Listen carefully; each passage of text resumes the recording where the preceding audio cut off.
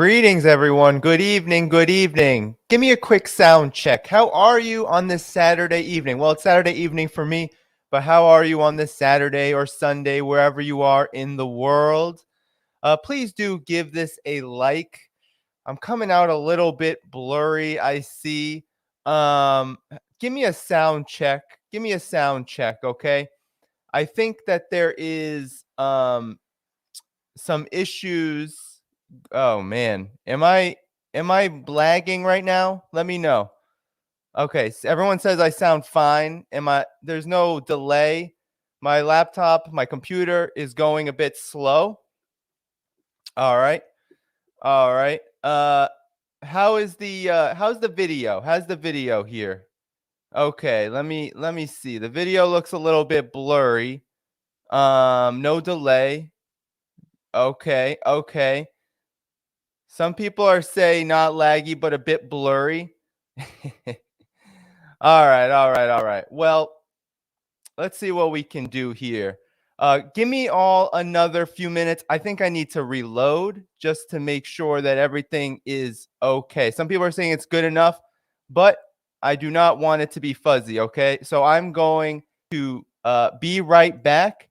And so please bear with me, okay? I'll be back in like 5 minutes, all right? Let me see what I can do here.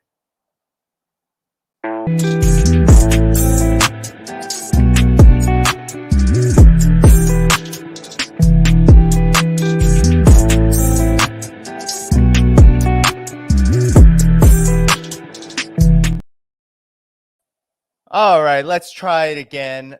Give me another sound check. Welcome to the stream, everyone. Sometimes when I plug in, and I will have to do it later, hopefully it doesn't affect it later. Sometimes when I plug in, my whole system gets slow. Let me know how I look. I still look a little blurry on the YouTube. Hopefully that clears up.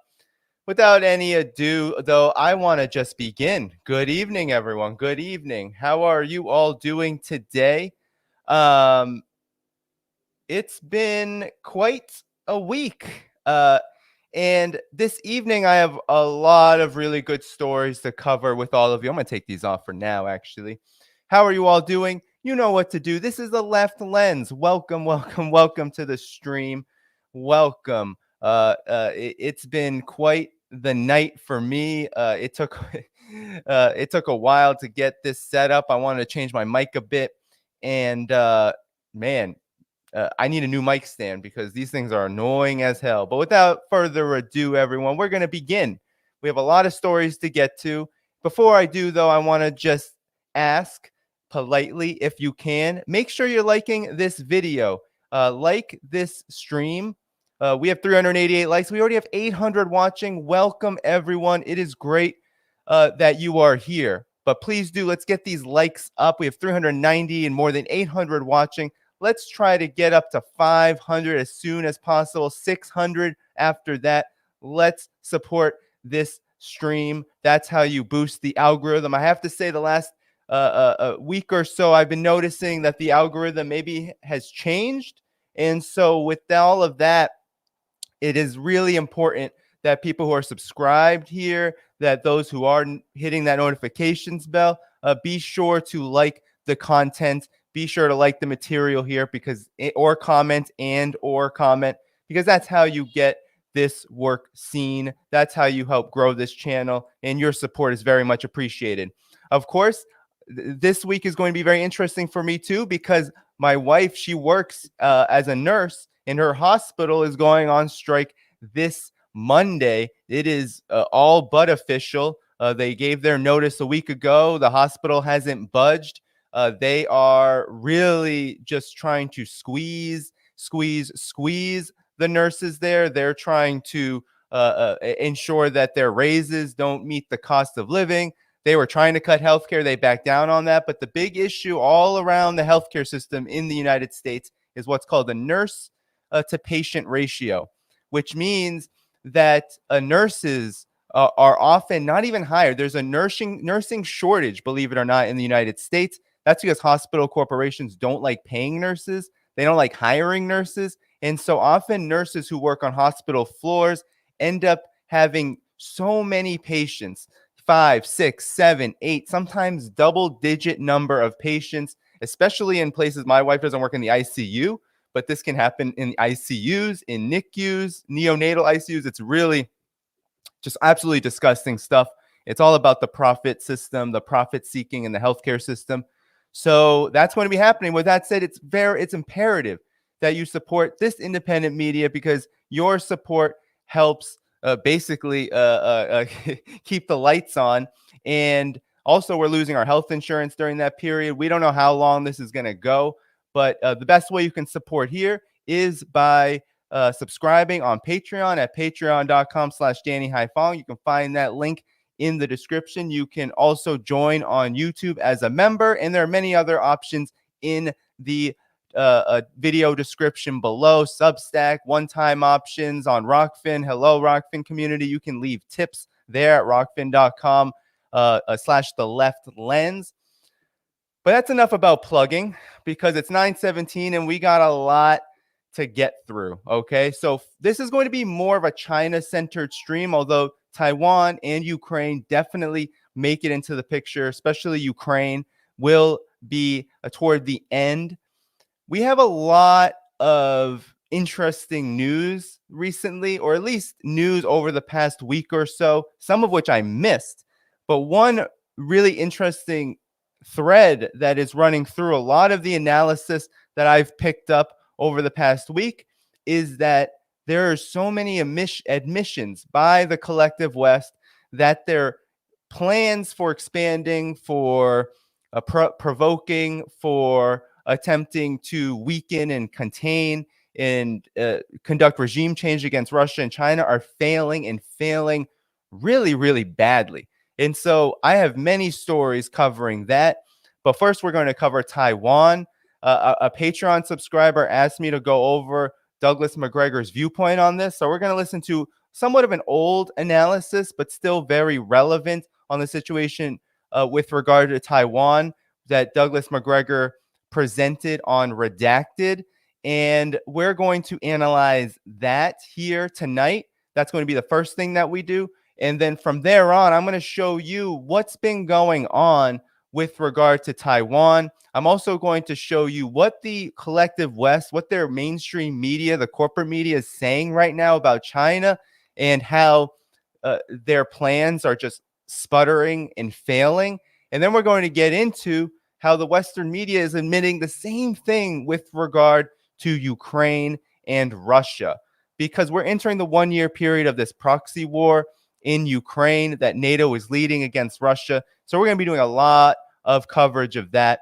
But I do think that there's not a lot of news right now. A lot of the news, as you can tell, is about Kevin McCarthy, speakership, that kind of thing. There's not a lot of geopolitics happening, not a lot of international news, but there is definitely a lot that's worth covering. And so before we get into Douglas McGregor, we are going to talk about the latest provocation, because the United States has already sent another warship through the Taiwan Straits. So we're going to get right to it. So before we do, though, like the stream, let's keep liking this stream, sharing it around. Thanks so much for coming out tonight on this Saturday night. I hope you're all having a beautiful Saturday night, or morning, or Sunday, or Friday, wherever you are in this world. Okay, so first, let's get to this Taiwan provocation, because it leads directly into Colonel Douglas McGregor's analysis and why I decided to cover what he had to say about this back in November, because I think it's very informative of how certain sections of the elite, of the military brass, are thinking about these things, or are thinking about this very important conflict in and of itself.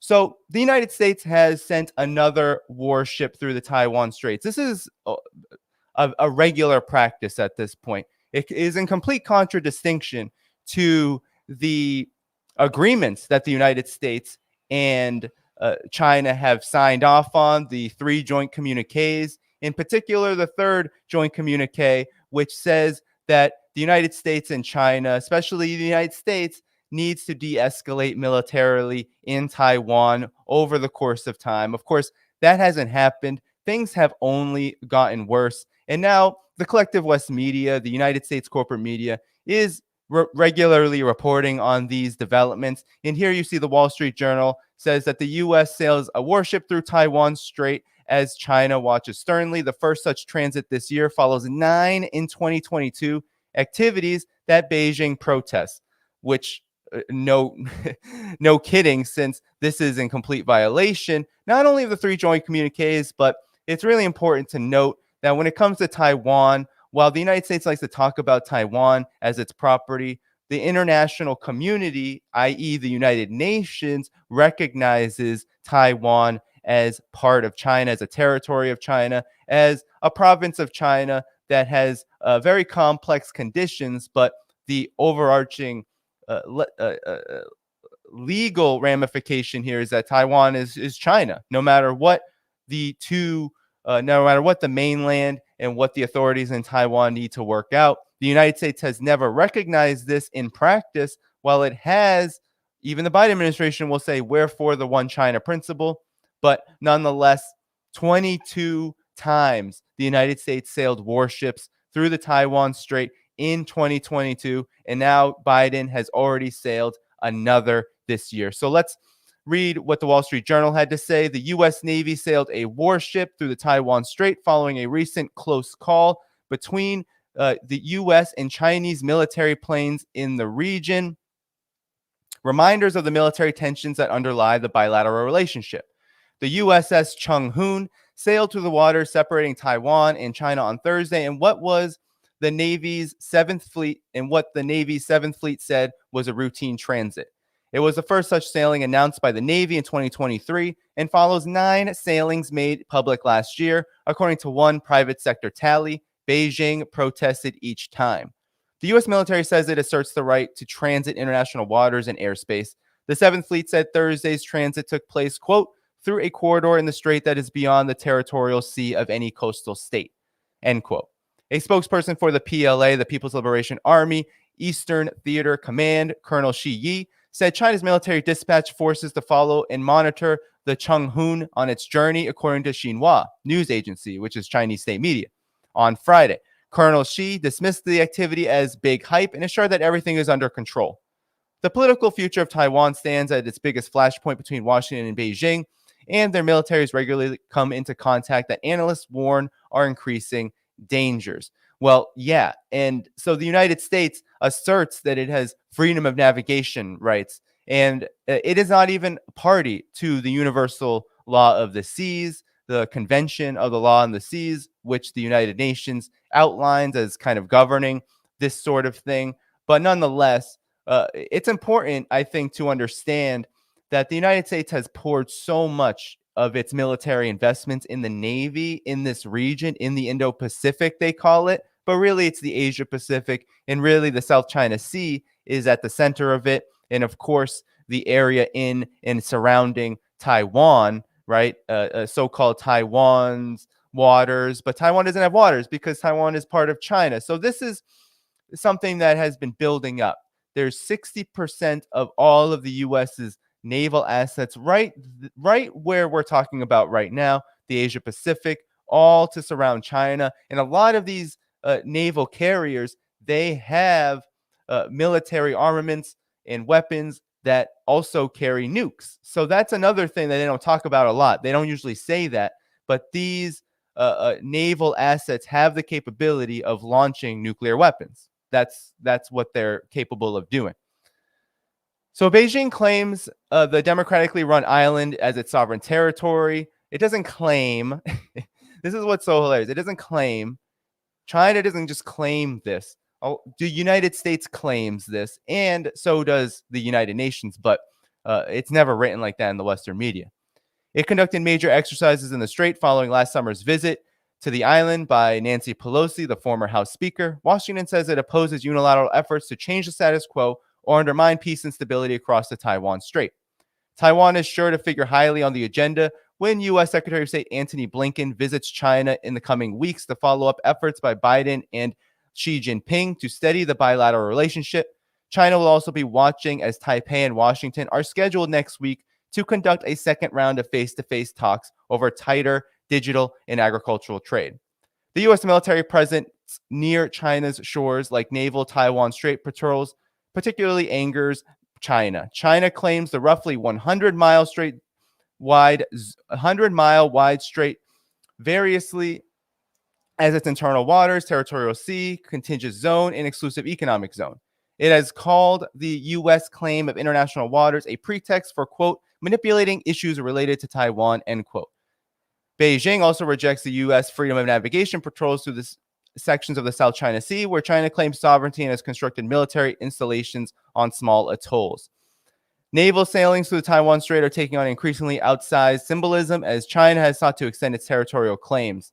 So here you have them talking about China being the aggressor. You never hear the United States is building up, right? Even when they admit that the United States has sailed through 22 times, it's just okay. That's okay.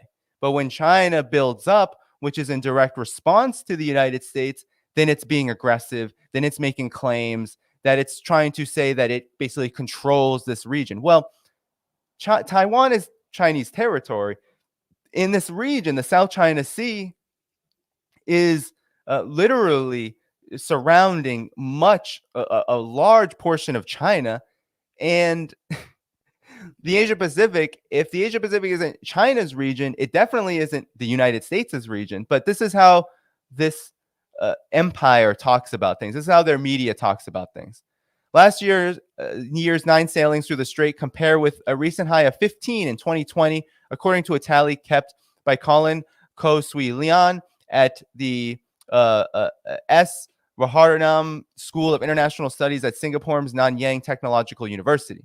The latest sailings follow the release of video late last month by the U.S. military that showed a Chinese jet fighter conducting an unsafe maneuver while intercepting U.S. Armed Air Force spy plane in international airspace over the South China Sea. The J-11 fighter, operated by a Chinese naval pilot, flew in front and within 20 feet of the nose of the RC-35, forcing the reconnaissance plane to take evasive maneuvers and avoid a collision, the U.S. Indo-Pacific Command said. What does that tell you? It probably tells you that the United States shouldn't be there. The United States has no right. This is literally a spy plane spying on China. China has every right within its sovereignty. They're painting it here as if China committed a high crime against U.S. naval air forces. Well, let me tell you one thing about sovereignty, that if you're in the airspace, if you're in the territorial waters of another country, you better believe that your spy planes will be monitored and they will come into a confrontation with aircraft and other military installations that are looking after you as well, whether it's drones, whether it's just straight up, aircraft, military aircraft.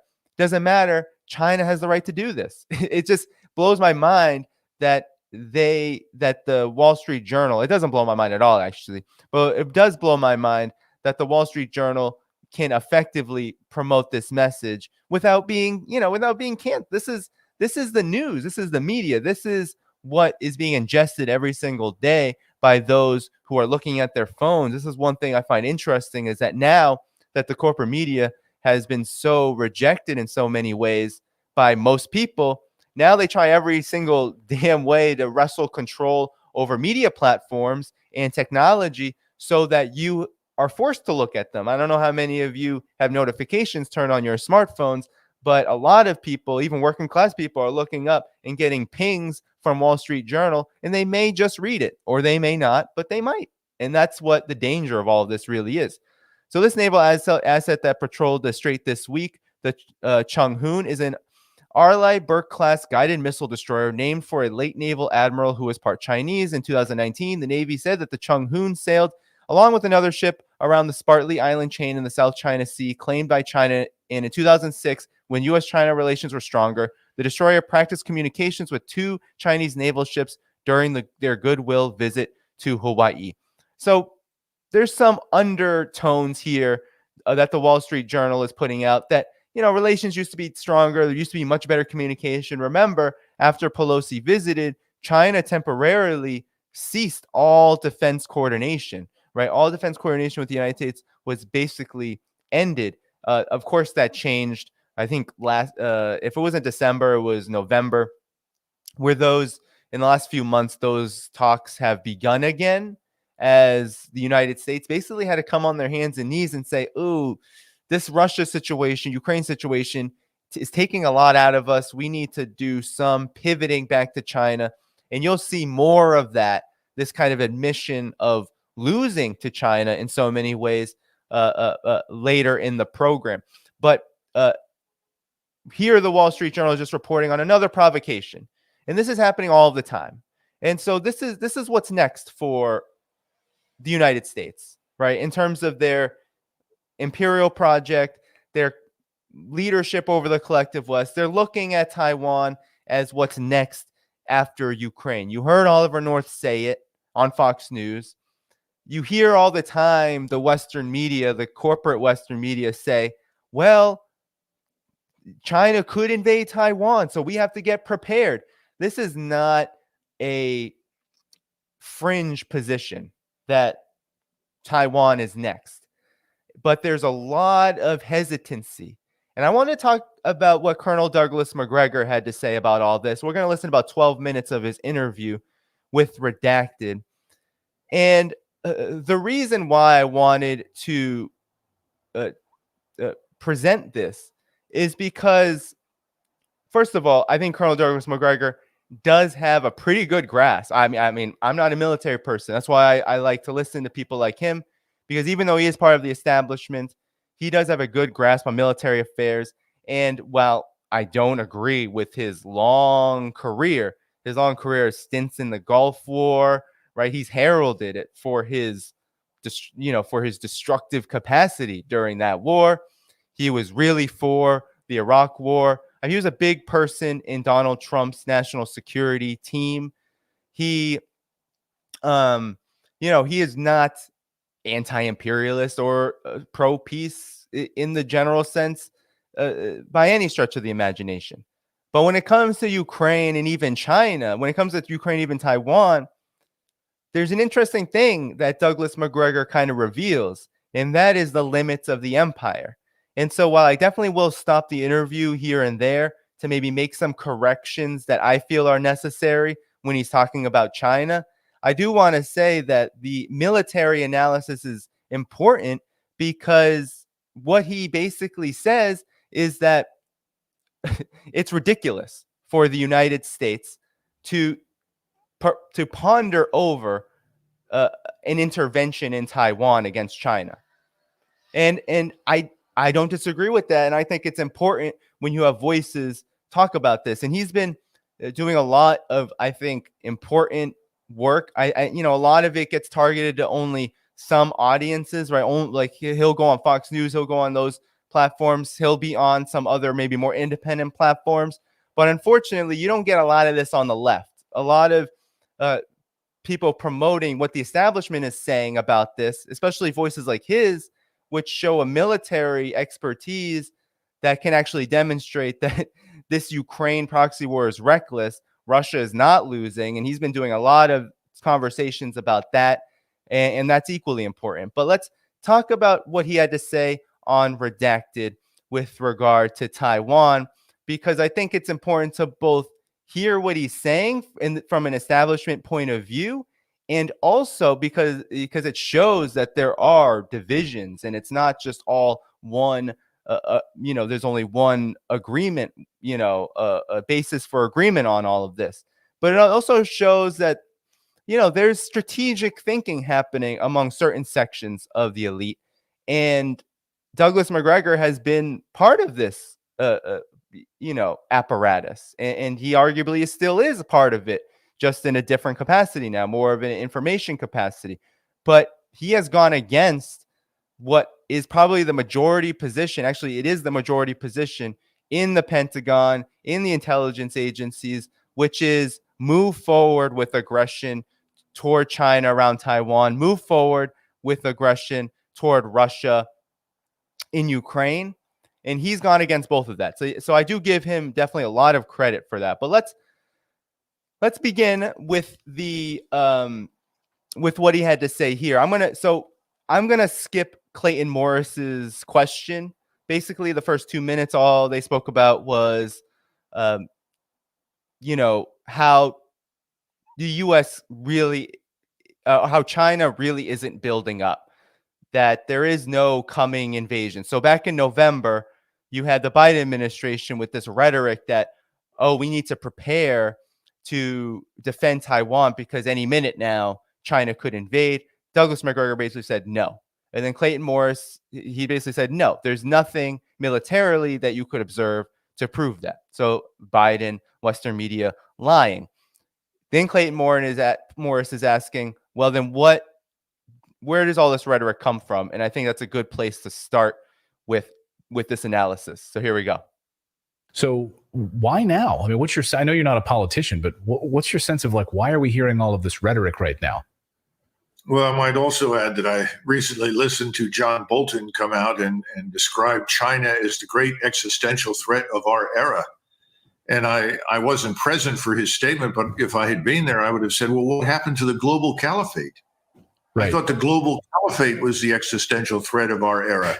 What did it go away? I think a lot of this is grossly exaggerated. The president of Taiwan is in trouble politically. There are two parties that are meaningful and powerful that govern Taiwan from time to time. One is. So before I move on, I just want to say he was right there. The DPP was in trouble politically. They recently lost before the new year. They lost major local elections. All of the big municipalities, including Taipei, are now under KMT control. And Tsai Ing-wen, the president of Taiwan, the president of the authority of Taiwan, had to resign, and she is just going to carry out her term until the next presidential election, and then they will probably have to choose another. They'll have to choose another candidate, and they're likely not going to do too well in the general election, given the sweep in the local. But let's continue. The KMT. And the other is the Democratic Progressive Party, which is led by the current president. The DPP, which is the current party in power, has always been very pro-Japanese. People need to understand that Taiwan was ruled by Japan for quite a while. The people on Taiwan, however, thrived under the Japanese. And the Japanese have worked very hard to help industrialize and modernize industry on Taiwan, just as they did in South Korea. We never bring. So before we go on, this is where I will not agree with Douglas McGregor.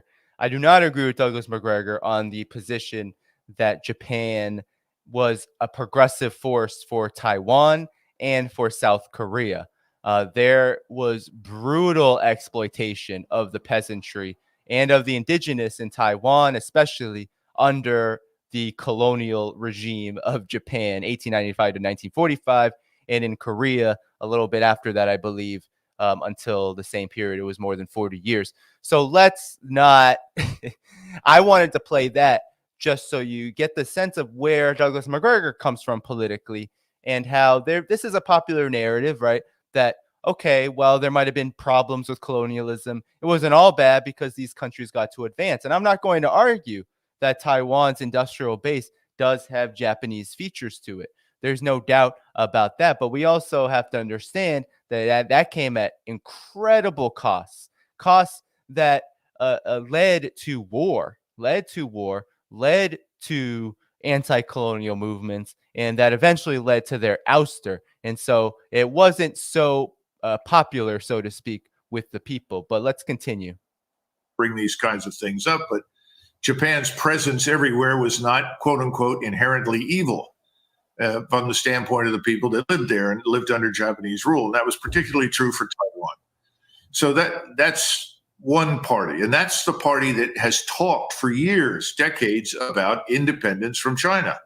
However, whenever they have walked up to the abyss, in other words, to look just to the cliff edge of independence, they realized that was a red line that could not be crossed, because if you cross that red line, you will end up at war with mainland China. That's been made very clear repeatedly. We've always understood that, which is why we adopted the one China policy that we did, not because we wanted to harm Taiwan. On the contrary, we were trying to protect it, make it abundantly clear that we were not going to make Taiwan a threat to the mainland. So this is, of course, not the correct interpretation of history. Douglas McGregor is correct that U.S. military officials, even during the normalization period with China, definitely wanted some to participate in some kind of agreement with China around Taiwan, but not because they wanted to protect Taiwan, but because they had to if they were going to normalize relations with China. This was a red line, as Douglas McGregor said. There would be no normalization process between China and the United States back in the early 1970s, right? Completing in 1979, but beginning with Nixon's visit in 72. That wouldn't have happened if the U.S. didn't agree to talk with China over Taiwan, because there have been 2 Taiwan Straits crises that the United States facilitated. The United States almost nuked China, threatened to nuclear warfare on China over the Taiwan Straits, over protecting and then trying to empower the KMT to take back power in mainland China. That didn't happen. Taiwan was called Formosa at that time. The PLA just obliterated. Yeah, the KMT could not fight anymore. By the time that the Taiwan Straits crises happened, I believe it was 1950, and the 1958, PLA just was the most popular party in, the Communist Party was the most popular party in China, and the PLA was what the people supported. They didn't support the KMT anymore. So this is not the correct history, but it is important to understand that, yes, there was a red line, but that red line was China's red line. The United States almost went beyond that red line during the period that Colonel McGregor is talking about. So just some clarification there. Let's continue. That's red line number 1. That hasn't changed, but she is in political trouble. You have to understand that whenever there are major elections in that country, one party wins by a point or 2 over the other. So the KMT, which is Chiang Kai-shek's old party, is breathing down her neck. And the KMT, Clayton, wants unification with the mainland. That's what we don't understand. So you're talking about 50% of the electorate on Taiwan has sided with the DPP and this eventual independence, and the other 50% says, oh no, we want reunification with the mainland. Well, people find that hard to understand. Well, things have changed on the mainland. So before we get to this, because this is the meat about China that we need to correct, it's more complicated than that. It's not just that there's 50-50. People want independence in Taiwan. People want status quo, one China principle. It's not that simple. Actually, there are various ideas and opinions that lean one way or the other. So I think there's only a tiny minority who are fervently pro-independence, who are behind basically everything that Tsai Ing-wen says. There's probably a larger group, although still I think the minority, who want independence at some point but are okay with the status quo for now, given how complicated things are. And then there are others, I think the majority, that are at some level in favor of the status quo or the one China principle. From those who are very impassioned, we're talking about KMT loyalists and those who are in the authorities of that political party, to even those who kind of straddle the line of the DPP's maybe other political orientation and policies and positions on other issues. And they might believe that, okay, we want the status quo, but we're willing to listen to some kind of independence fervor, or just, we don't believe in independence, but one China principle, we're not as passionate about it maybe as that, but the majority sit somewhere in the status quo. So it's even more complicated. I wouldn't say that you could put 50-50 and that only a couple of votes will determine. I think more goes into why elections swing the way they do in Taiwan.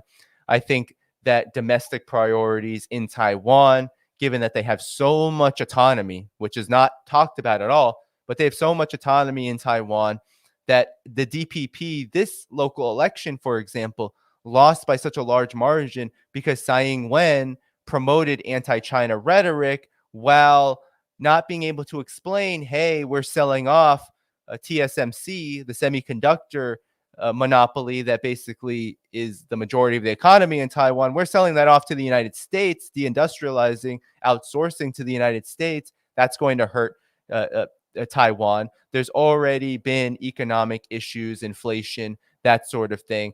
And none of that was addressed. And so the DPP paid for it in the electoral arena. and they're probably going to pay for in the local elections, but they're probably going to pay for it even more in the general and the presidential should this continue. And there's other issues too, like the way the DPP just kind of opened up so much to foreign capital to the point where you had like certain chemicals and meats and pork products and stuff come into the country. Come into Taiwan, which is not a country. It's part of China, but it came into Taiwan, and there was a lot of fighting about that, allowing this kind of processed pork in, which is very harmful to health. So there were other domestic issues that definitely played a role, but nevertheless, it's a little more complicated than saying it's 50-50 and only a couple of points will determine it. This local election showed that that's not necessarily the case, that it can be definitely a much wider margin, but that there are just there's a big range within these two positions of independence and status quo, one China principle. There's variation in it, but most people, this is why it's kind of suicidal to even think about trying to wage some kind of military operation from Taiwan at this moment. Most people are leaning toward the status quo still. So if you wage a military operation with conditions like that, well, it's probably going to be a very quick ending for the United States. But let's continue. You have instead of two radically different systems, actually speaking, they've moved closer to each other. Because the Taiwanese system has always been very authoritarian. Today, the mainland Chinese system is authoritarian, but it is no longer totalitarian as it was under Mao. This is not Maoist China. There are no real communists left in China. They're capitalists, but they're state capitalists. That's what we normally associate with hard fascism. Both of them. So let me just break this down a little bit, and I want to listen to more so we can get through the first, I think it's like 12 minutes I want to play, but I have to respond to that assertion. So to say that there's no communists in China is, I don't know, I guess 96 million people that are part of the Communist Party of China think of themselves as something else. And I think it's quite interesting that he uses the term authoritarian for Taiwan as well, because Taiwan actually, in a lot of ways, has tried to mirror a more free market system, economic system. But at the same time, it does have a lot of state intervention. You could ponder the reasons why that was, but I think there are two major reasons. One, the fact that mainland China has a very command economy. It has a very centralized economy where you have a market system that's allowed to flourish, but under the direction and supervision of a centralized socialist governance system. This is the language that China uses. If you don't agree it's socialist or it's not this or not that, nonetheless, this is how it works in China. And so what I find interesting is that he kind of equates the two as almost equal. And I think that that's false in a lot of ways. I think that Taiwan is definitely more laissez-faire, or definitely more open to the market. But I think the state intervention in Taiwan's economy is, one, because of the influence of China. There's definitely, first of all, a lot of coordination and cooperation between Taiwan and China for obvious reasons.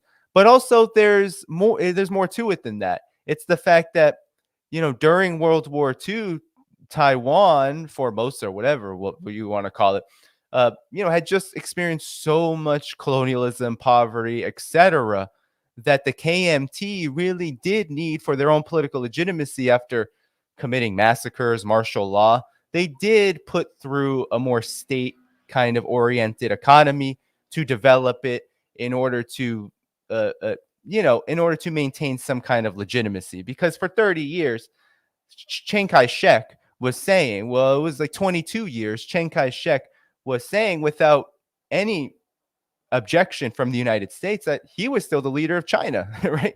So you had the KMT still saying they were mainland China. And so they were trying to put together some kind of economy to maintain legitimacy of some kind, despite the massacres, despite the brutality that existed under KMT Taiwan during the martial law period. Despite all of that, you did have state intervention in the economy. But to call that authoritarian, I think, is just interesting. It just shows where Douglas McGregor comes from. But to equate either of them with fascism is ridiculous, in my opinion. And also to say that they're the same and to say that there's no communists in China, well, I don't think many Chinese people would agree with that, especially in this moment where the leadership of the Communist Party has only grown in legitimacy. And that is not because they've become more fascistic and capitalistic, like Douglas McGregor is saying here. But let's continue. Those states, the people that live in those states, the rulers of those states, have a very similar goal. That goal is to eventually become like Singapore. Now, this is hard for Americans to understand, but Singapore is what the Chinese in Taiwan and the Chinese on the mainland both want. Now, why do they want to live in Singapore?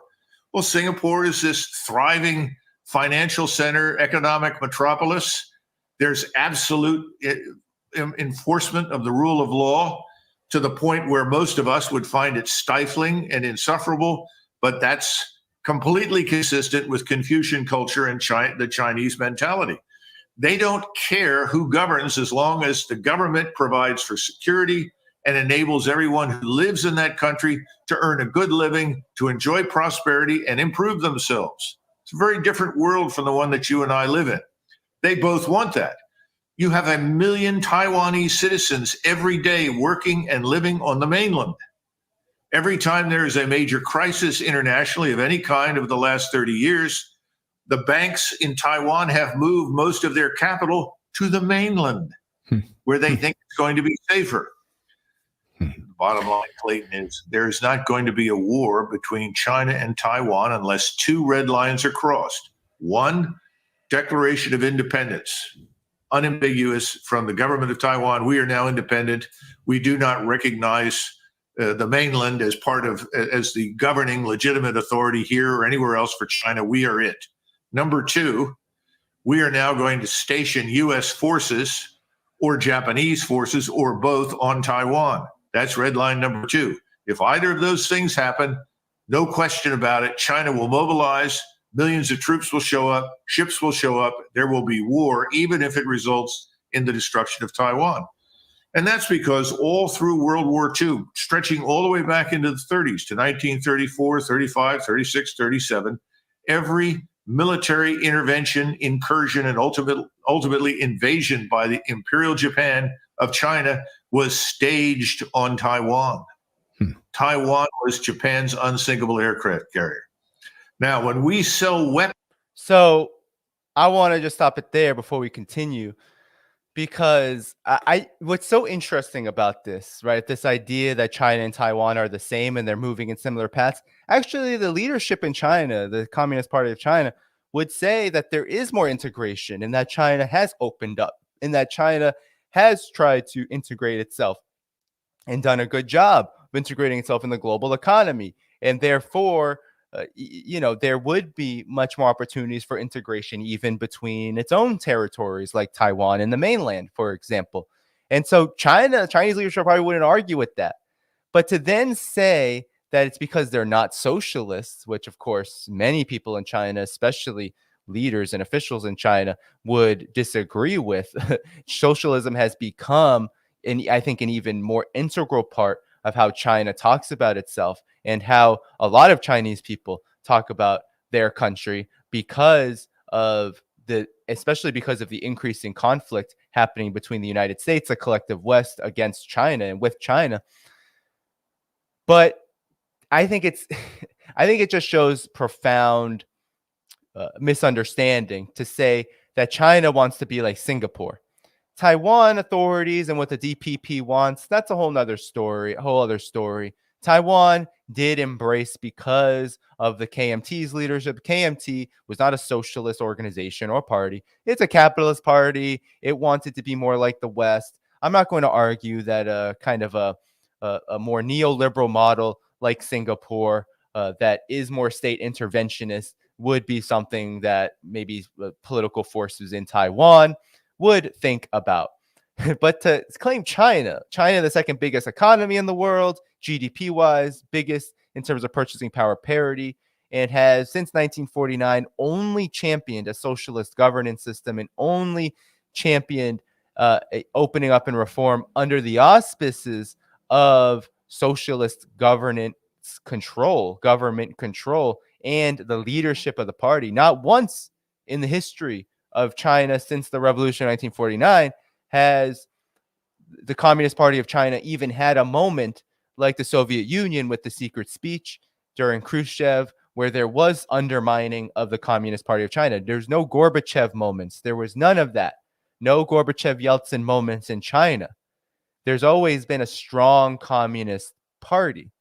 So to think that this Communist Party, which just had its 20th National Congress right after or right during this conversation, actually, that Douglas McGregor had with Clayton Morris, to read into that Congress and what came out of it as some kind of, well, we're going the Singapore model route, I think is a profound misunderstanding of where China is going.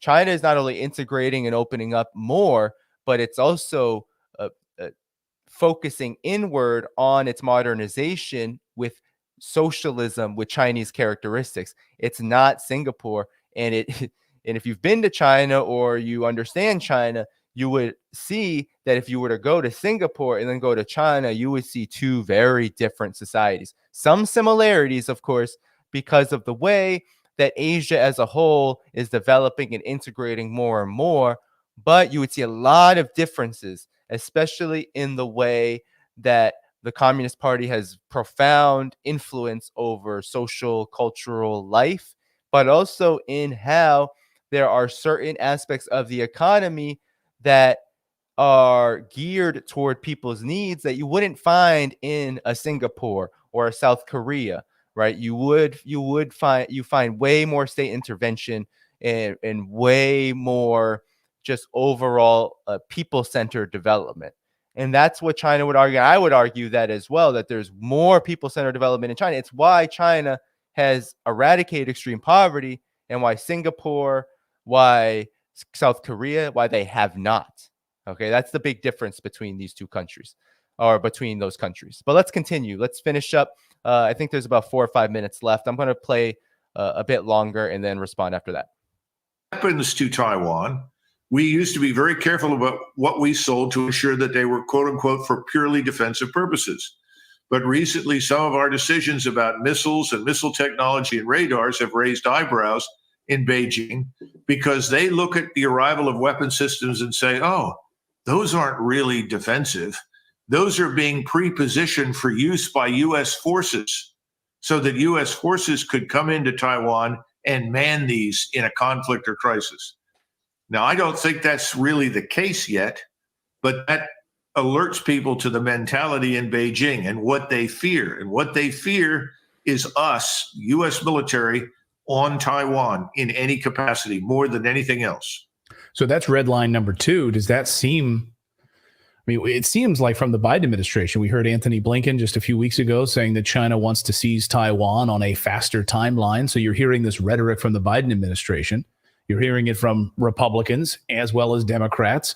And you were right. You were totally prescient the other day before this election saying, Clayton, I don't see after this election much change at all. And in fact, you were right about that. Now we've got total gridlock in Washington, and both parties are in simpatico on this China question. So do you think that the United States would dare to cross that red line? Does that seem like something you're starting to hear or see? If that's the only way that they're going to go to war, then that would be the way that they're moving. It seems like you hear Anthony Blinken talk about this and these other guys in the Washington in the Biden administration pushing for that. Well, the first answer that springs to mind is no. I don't see that we are planning to do that. If we are, I'm unaware of it. Would we do that? As I said, I think that would be extremely foolhardy and unnecessary. I don't think that this administration, whatever we think of it, and I don't hold it in very high esteem, is that stupid. So I don't see us doing that. What we do see are a couple of things. First of all, you talked about the aircraft, the Chinese aircraft. If you look at the Air Defense Identification Zone, what we call the ADIZ, that reaches out and touches Taiwan. In other words, if you're sitting in China, you have this thing called the Air Defense Identification Zone, which requires everyone who flies into it to identify themselves. It doesn't say you have to land. It doesn't say you can't come in. It's just if you fly in, you must identify yourself. That zone skirts or incorporates some of Taiwan as part of their early warning system. We have an air defense identification zone that extends 1,000 miles into the Pacific Ocean. Right. That extends right up to the border with Russia, practically in the Bering Strait around Alaska. We all the nations have these things, and the great powers are extremely sensitive to them. If someone flies in from Chinese or Russian air forces, violates that ADIZ and doesn't announce themselves and make it clear that this is not hostile, we scramble aircraft, send them into the air. They do the same thing. And whenever we send ships through the Taiwan Strait, which we just did, the Chinese shake their heads and like, oh, stupid, send up 150 jets and make it clear that this is not what we want. And by the way, we usually get a message from the Taiwanese Ministry of Defense that says, would you mind not doing that anymore? Because every time you do that, the Chinese on the mainland send up aircraft and raise hell with us. Now, last point on this, it's very important. We just had this party congress. Right. And everyone is talking about Xi. So I don't really want to play this aspect of it, but I will play just a little bit of it. All right. But I do want to talk about what he's saying here, which I do think is not out of just complete left field. Like, I don't think he is wrong in a lot of cases here.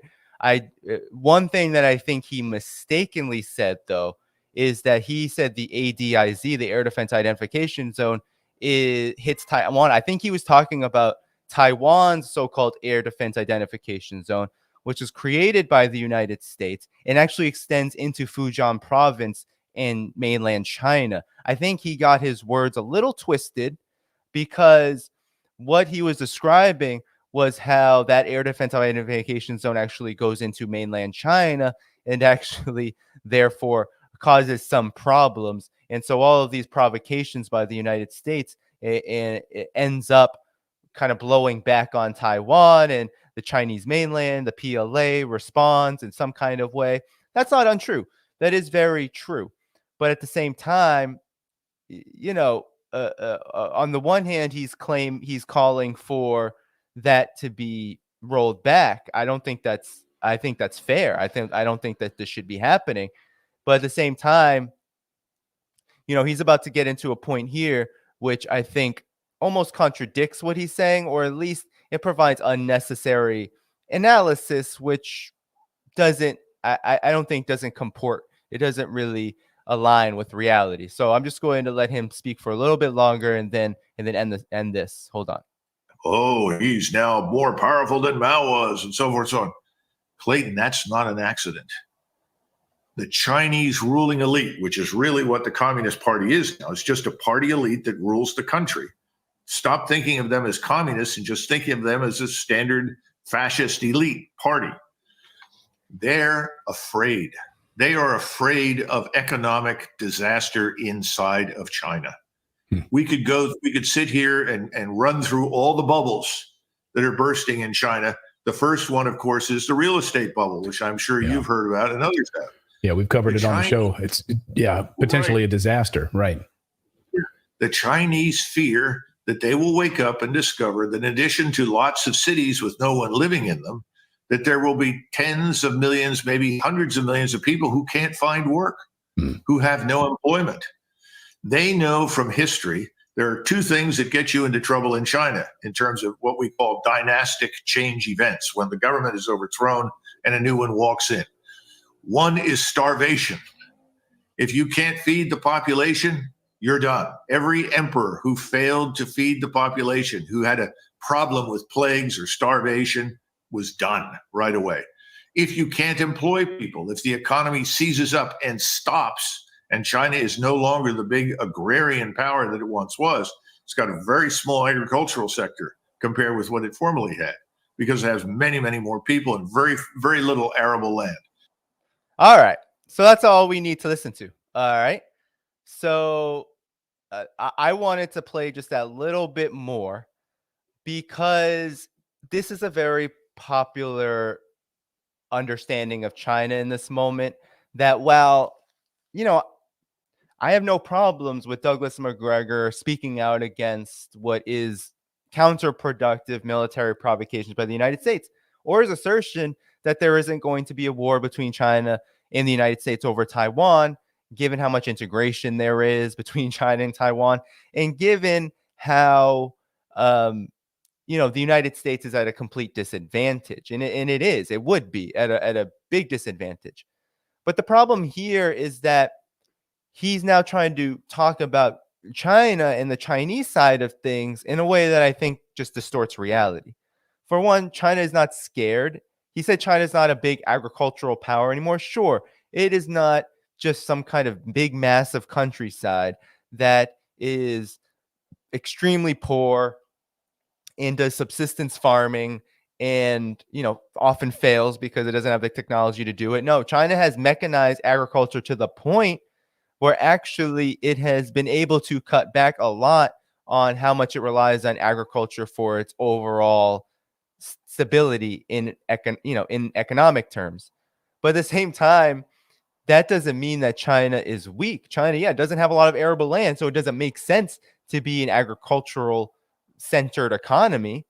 But at the same time, but what's happened actually in China is it's become more stable because it has a very diverse manufacturing centered economy that has a central bank in a state that's mostly state owned and government controlled, that has the ability to manage finances in a way that is planned and that can move through shocks and different issues in the world economy and also continue to go forward on certain objectives. So China is not scared of this. There's no, I don't know where this fear, there's at this time, I remember there was a lot about the real estate bubble supposedly in China that never came to fruition. There's always another bubble, another crisis in China. There's always some coming collapse. Gordon Chang, right, always talks about that on places like Fox News. There's always something, but it never comes to be. And even with this COVID reopening, China, yes, is thinking about the economy. It wants to grow its economy. But was it scared that its economy was going to collapse because of COVID-19 protections and restrictions and zero COVID? Not really, because its economy hadn't collapsed. It had become smaller. It certainly wanted more growth. But you will hear from Chinese leadership, Xi Jinping, you will hear from what the Communist Party says and what the Chinese government says, especially over the last year and a half, that actually China is focused more on quality growth now, that it's not all about just let's get 10% per year GDP growth year on year. Let's do that every single year. No, it's not really about that anymore. It's about, well, what is that growth doing for China? What is that growth doing for the world? There's a lot more of that kind of consideration now. So no, China is not fearful of hunger. Hunger is not a big issue. If it's an issue at all in China, you don't hear about that very often anyway, because, well, it just doesn't exist so much. A country that's been able to eradicate extreme poverty means that it's been able to largely eradicate hunger. That doesn't mean that relative poverty doesn't exist. It doesn't mean that people still don't struggle in China, but it does mean that hunger as an issue largely has been eradicated. Unemployment, there's some unemployment in China. I think it hovers between 2 to 6%, right, on its worst, in terms of its worst numbers. But the employment situation is very fluid and dynamic in China, given that they still have a lot of interchange and interplay between the cities and the countryside. That you do have a lot of this, what they call migrant labor, but really it's people living in the countryside, coming to work in the cities, not having residencies in the cities, so they make a lot of money or a good amount of money temporarily, then they go back at certain periods of time, and there's that kind of back and forth that happens, and that's a contradiction that China still is working through. But at the same time, wages consistently grow in China, and job growth is pretty robust in China. There isn't a lot of worry about that. The worry was that the shockwaves in the world economy would mean that China would maybe be diverted a bit from its overall goals. There are concerns about that for sure. And you don't have to listen to me. You can You can just read what China has to say about that. That's just something that is understandably a concern. I think it's a concern for most countries in the world. But there really is no catastrophe on the horizon. And that's why China is not really taking the bait over over the Taiwan question. It's why China is kind of, I had Brian Berletic on the show. He's right. China is kind of just waiting this thing out and will respond in kind to aggression when these, like Colonel Douglas McGregor said, when warships are sailed through the Taiwan Straits, when there are provocations, China will respond, but it's not going to be an overreaction. You'll never see that from China. We learned our lesson during the Pelosi visit. China's not going to overreact because it doesn't have to. International law is on China's side. The U.S. and China's own agreements are on China's side. A lot of agreements with European and collective West countries on China's side. All of the politics of this issue are on China's side. It's just a matter of whether the United States will do something so incredibly unproductive that would shake up the world to a much larger degree than even what Ukraine has. Will the United States, will the collective West follow the U.S. down that path? That's a question that I think is a little more ambiguous. I wouldn't say that Colonel Douglas McGregor is 100%, we can say 100% he's correct. There will be no war. I'm not going to say that. I learned my lesson from the Ukraine proxy war. But nonetheless, the truth is that Colonel Douglas McGregor had a lot of good things to say, I think, about how the military situation really is, right? The military situation is, or at least the political context for the military situation is not favorable to the United States. So the United States probably shouldn't continue its provocations. But where Douglas McGregor shows that he is part of this more partisan establishment apparatus, where he does have leanings to one section of the political elite versus the other, is when he starts talking about Chinese history, when he starts talking about Chinese politics. That's where things get more muddled, and where you see that this is more of a strategic disagreement than it really is a political disagreement with the Biden administration. Douglas McGregor isn't saying that China is a threat and that we shouldn't be doing anything with China. It's that this way of going about it is not the right way. And I can't disagree with that element of it, that, building up aggressively militarily with Taiwan is not great and it should be stopped. It should be. We shouldn't be, the United States should not be going down that path because it doesn't benefit anybody but warmongers and military contractors and neocons. But at the same time, we still have to correct the record on China because it's not good enough to just oppose that. Because what happens when the tactics change? The empire doesn't rest. It's not like if Taiwan is a flashpoint for a larger campaign against China, and we need to speak up and speak out against the entire thing. And that means understanding China more robustly and understanding China in a way that helps inform our understanding of the entire geopolitical situation and why the United States is doing this. The United States isn't trying to protect Taiwan. It doesn't care about democracy. It doesn't care about the South China Sea. It doesn't care about Chinese people, Chinese workers. It doesn't care about any of that. It cares about hegemony. It cares about empire. It cares about how can it obliterate and conduct regime change in China so that it can gobble up the Chinese market. It doesn't just want access to the Chinese market. China is opened up. China will do foreign direct investment with any country. And the United States and China have huge economic relationship, one of the biggest in the world. But it doesn't just want that. It wants U.S. corporations, monopolies to control the Chinese market. And I've covered things like the high-speed rail industry, how it's state-owned in China, and how the United States has hated that. The United States wants that to end. It wants all of China's state-owned industries to be privatized, and it wants to sell off all of China's assets in order to enrich big monopolies, big tech corporations, big banks, the big Wall Street, all of it. That's the ultimate plan. That's the ultimate goal. It's just a matter of how do we get there? And Douglas McGregor, you can tell Douglas McGregor is very much about free market, every kind of state intervention is bad. And so there's a strategic difference here. And what's interesting about this moment is that you have people like Douglas McGregor speaking about the military aspect of Ukraine and Taiwan in a manner that does push against the overall trajectory of the collective West and the empire, the American empire. But at the same time, we have to correct the record. And so that's why I wanted to play this. We have to understand China better.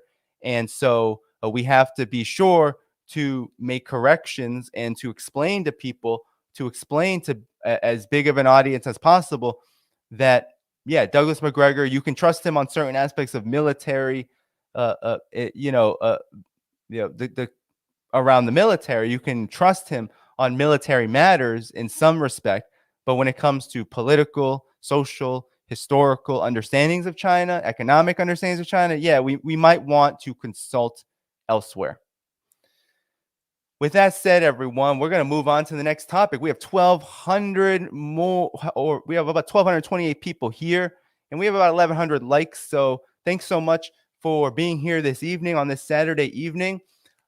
Be sure to continue to like the stream, of course. Hit that subscribe button, hit that notifications bell, and you want to be sure, if you are able to, that you support independent media by becoming a member on Patreon. You can do that at patreon.com/DannyHaiphong. There's annual tiers there. That's how you support this work. I do have a strike.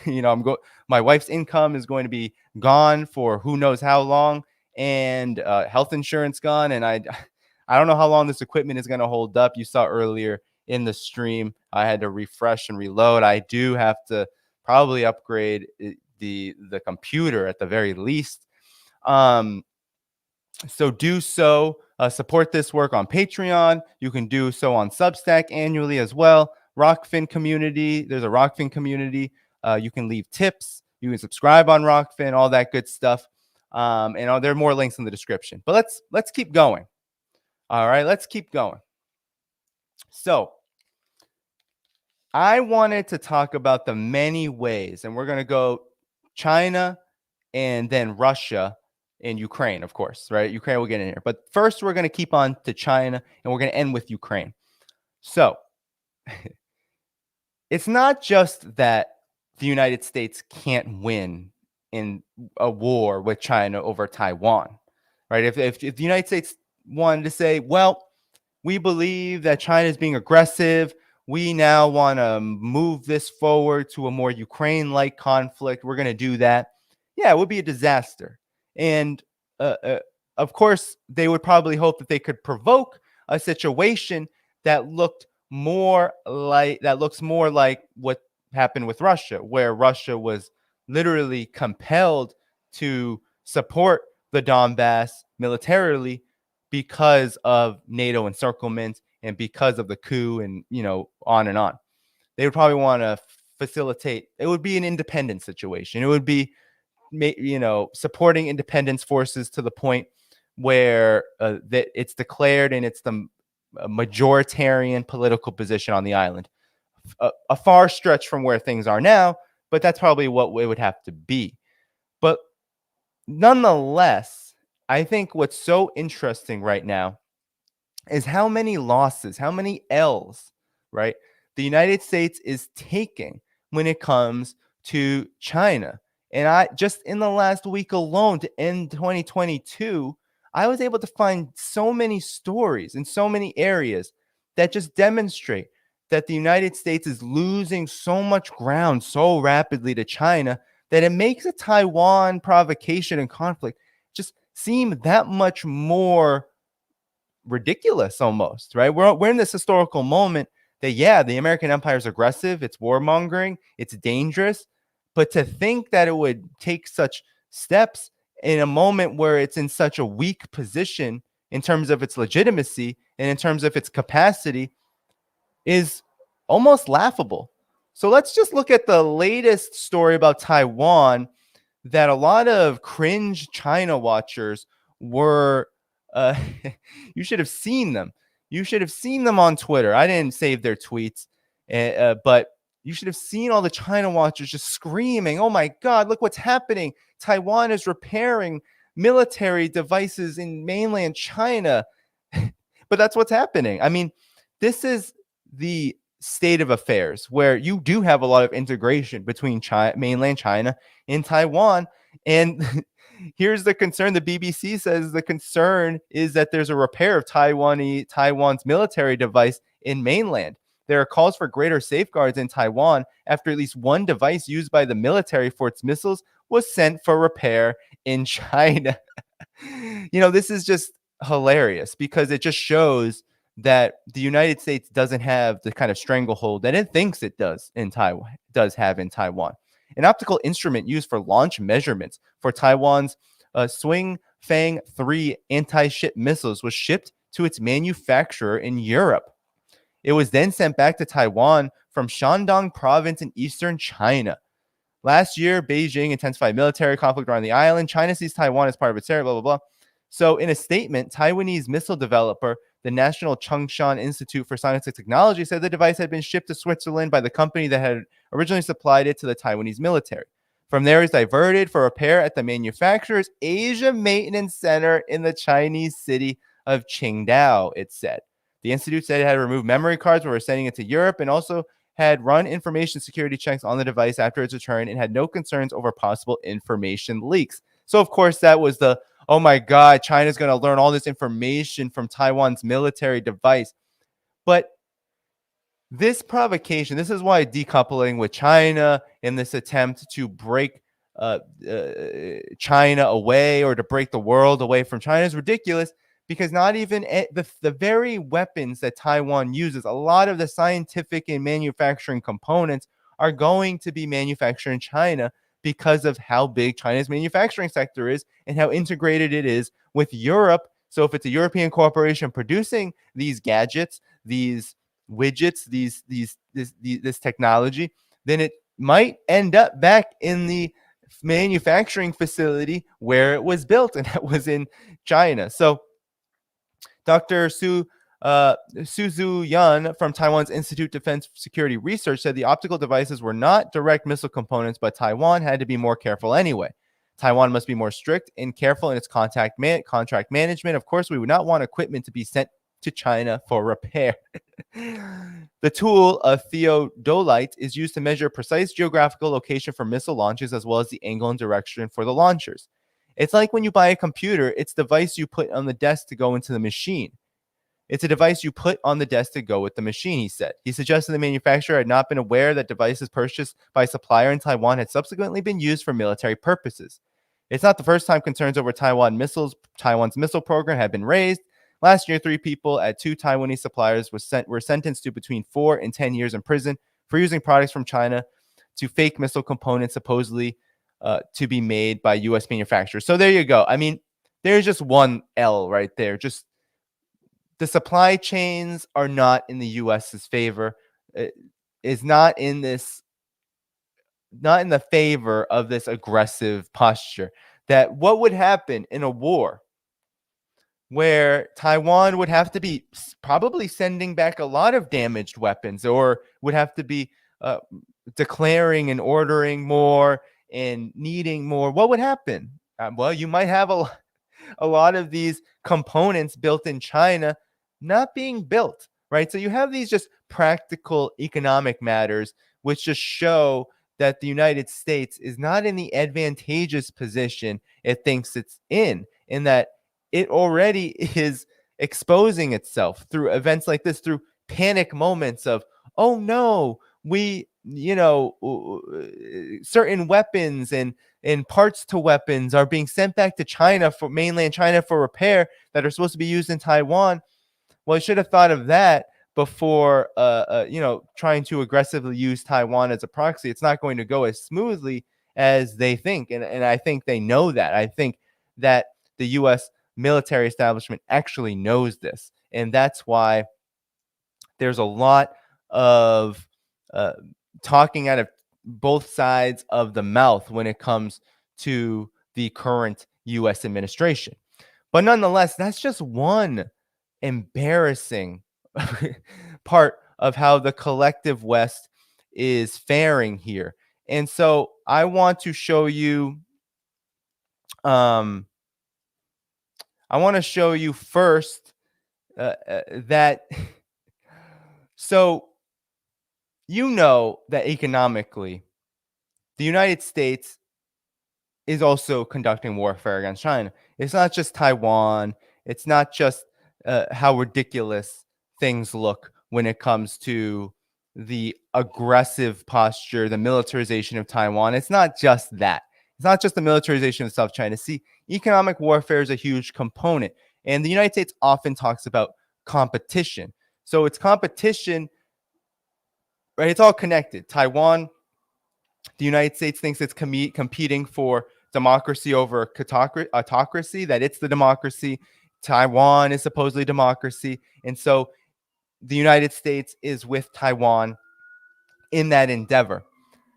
But it's also economic, right? Because that Taiwan is a huge manufacturer of semiconductors.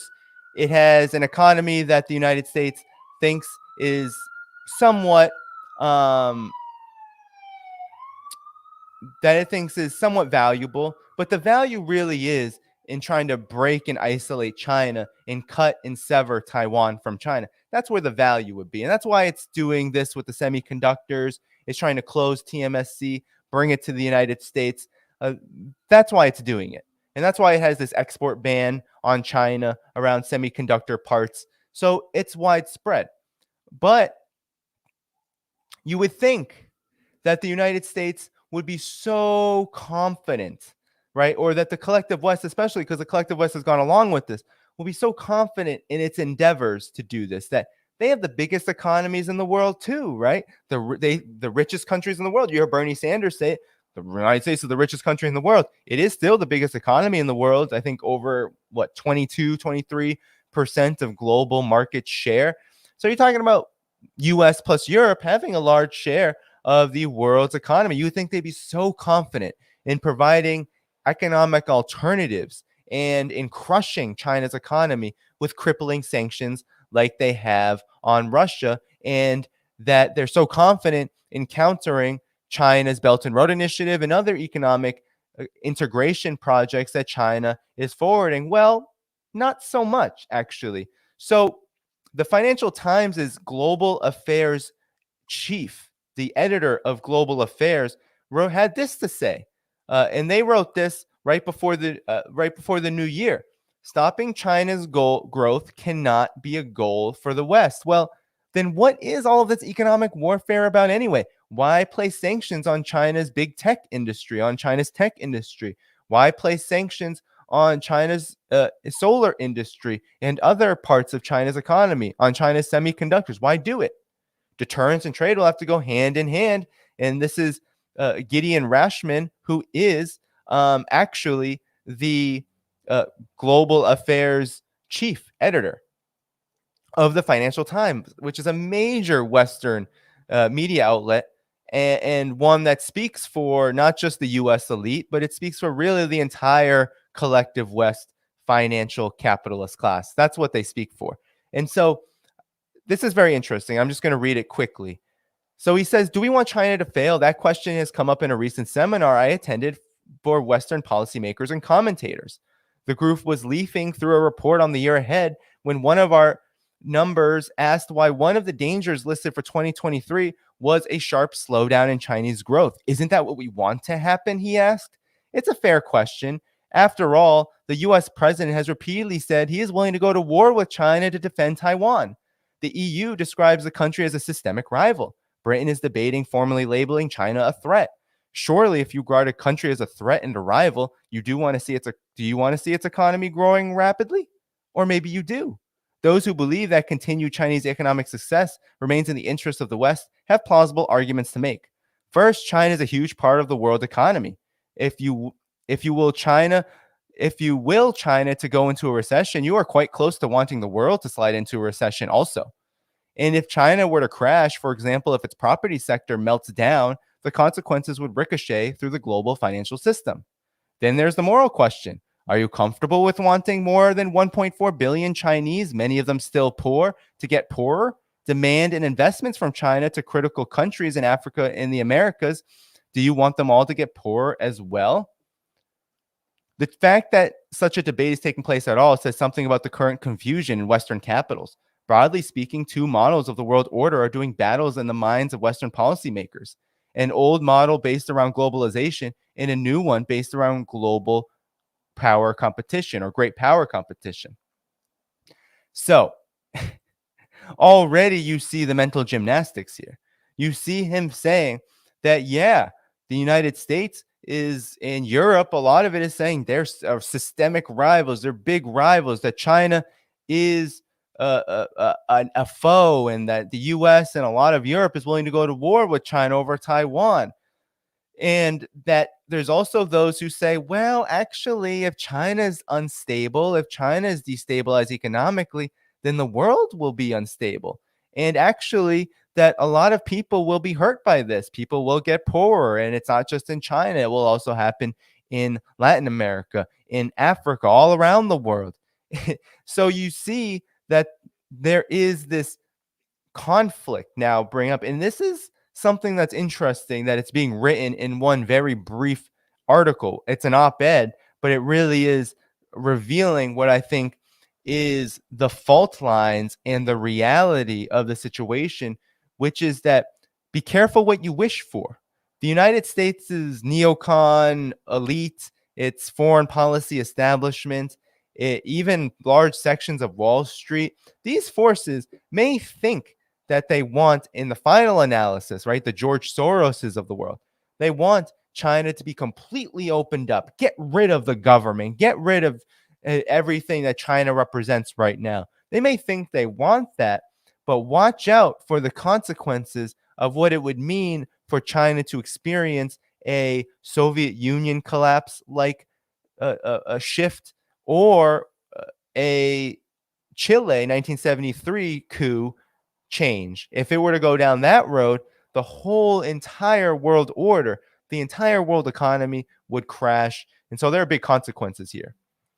So he goes, the old model stresses economics and what the Chinese call win-win cooperation. Its argument is that economic stability and growth is good for everyone, and that it also encourages habits of international cooperation on critical issues such as climate change. The new model argues that a richer China has unfortunately turned out to be a more threatening China. China has poured more money into military and has territorial ambitions that threaten Taiwan, India, Japan, the Philippines, and others. This view argues that unless China's ambitions are checked, then global peace and prosperity will be threatened. Russia's attack on Ukraine and the close alignment between Xi Jinping's China and Vladimir Putin's Russia has strengthened the view that the best lens through which to view the world right now is one that focuses on great power competition. Unfortunately, this is not an argument that can be resolved because both worldviews contain elements of truth. A China that fails could be a threat to world stability, and so could a China that succeeds, as long as it is run by Xi or a nationalist authoritarian.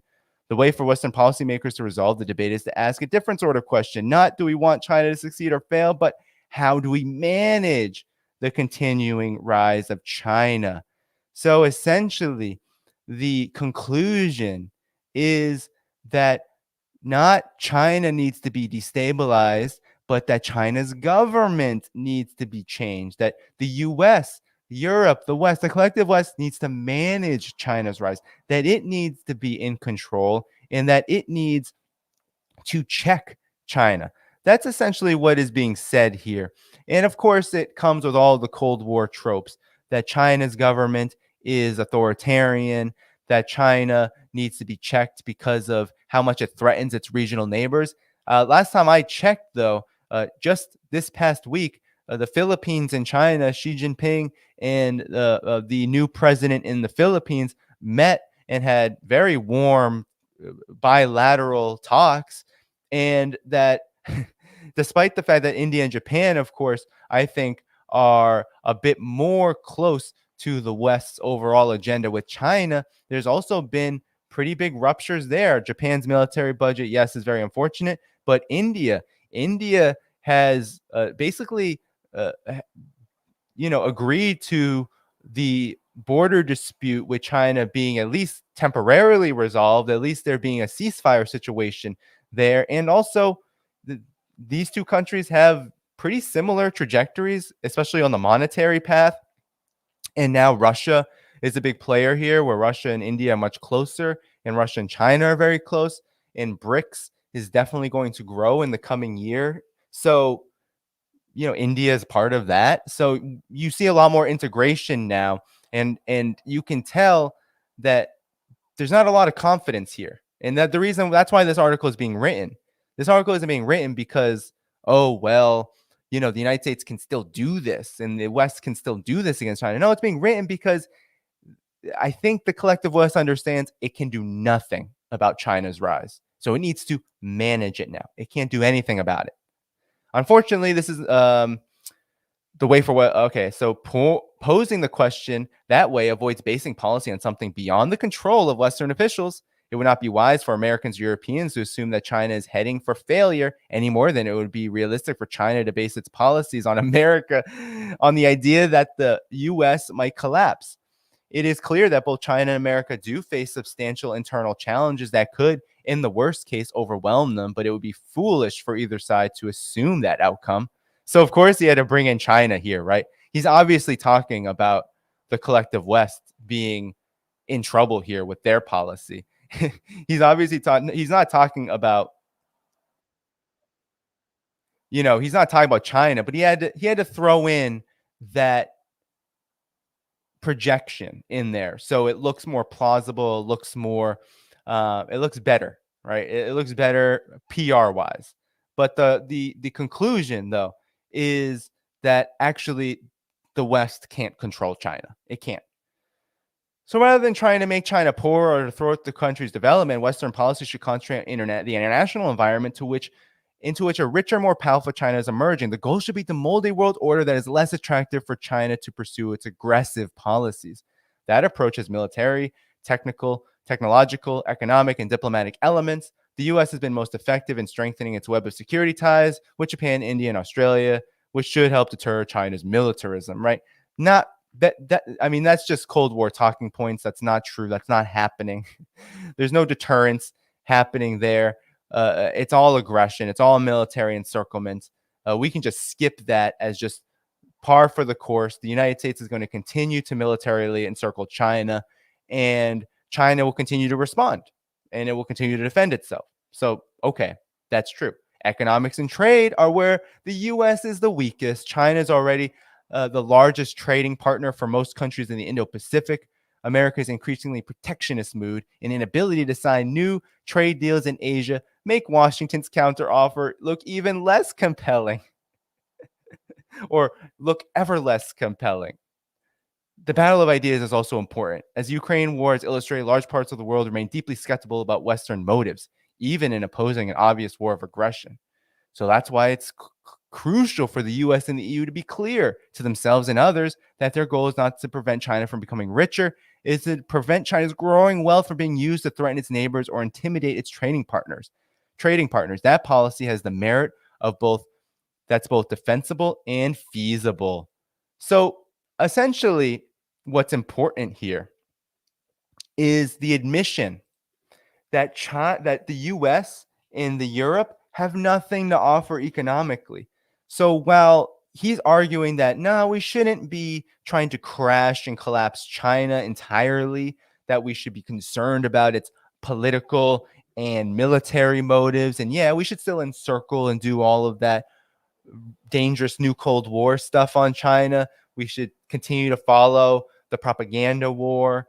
He's saying all of that with also the admission, this is the loss here, that the United States has nothing to offer. Europe has nothing to offer. It cannot compete with China. It cannot counter what China is doing around the world because China has economic stability. It has the ability to look outward and say to countries, we can offer you this. Will you help us with that? It can do that. It can build roads. It can build bridges. It can invest. The United States and the EU have a completely oligarchic, corporate-controlled, monopoly capital, finance capital dominated imperialist world system. They have that's what controls the collective West. they can't and they won't.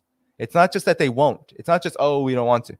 It's they don't want to pour the capital in without the guarantee that they're going to make maximum profit off of their investment.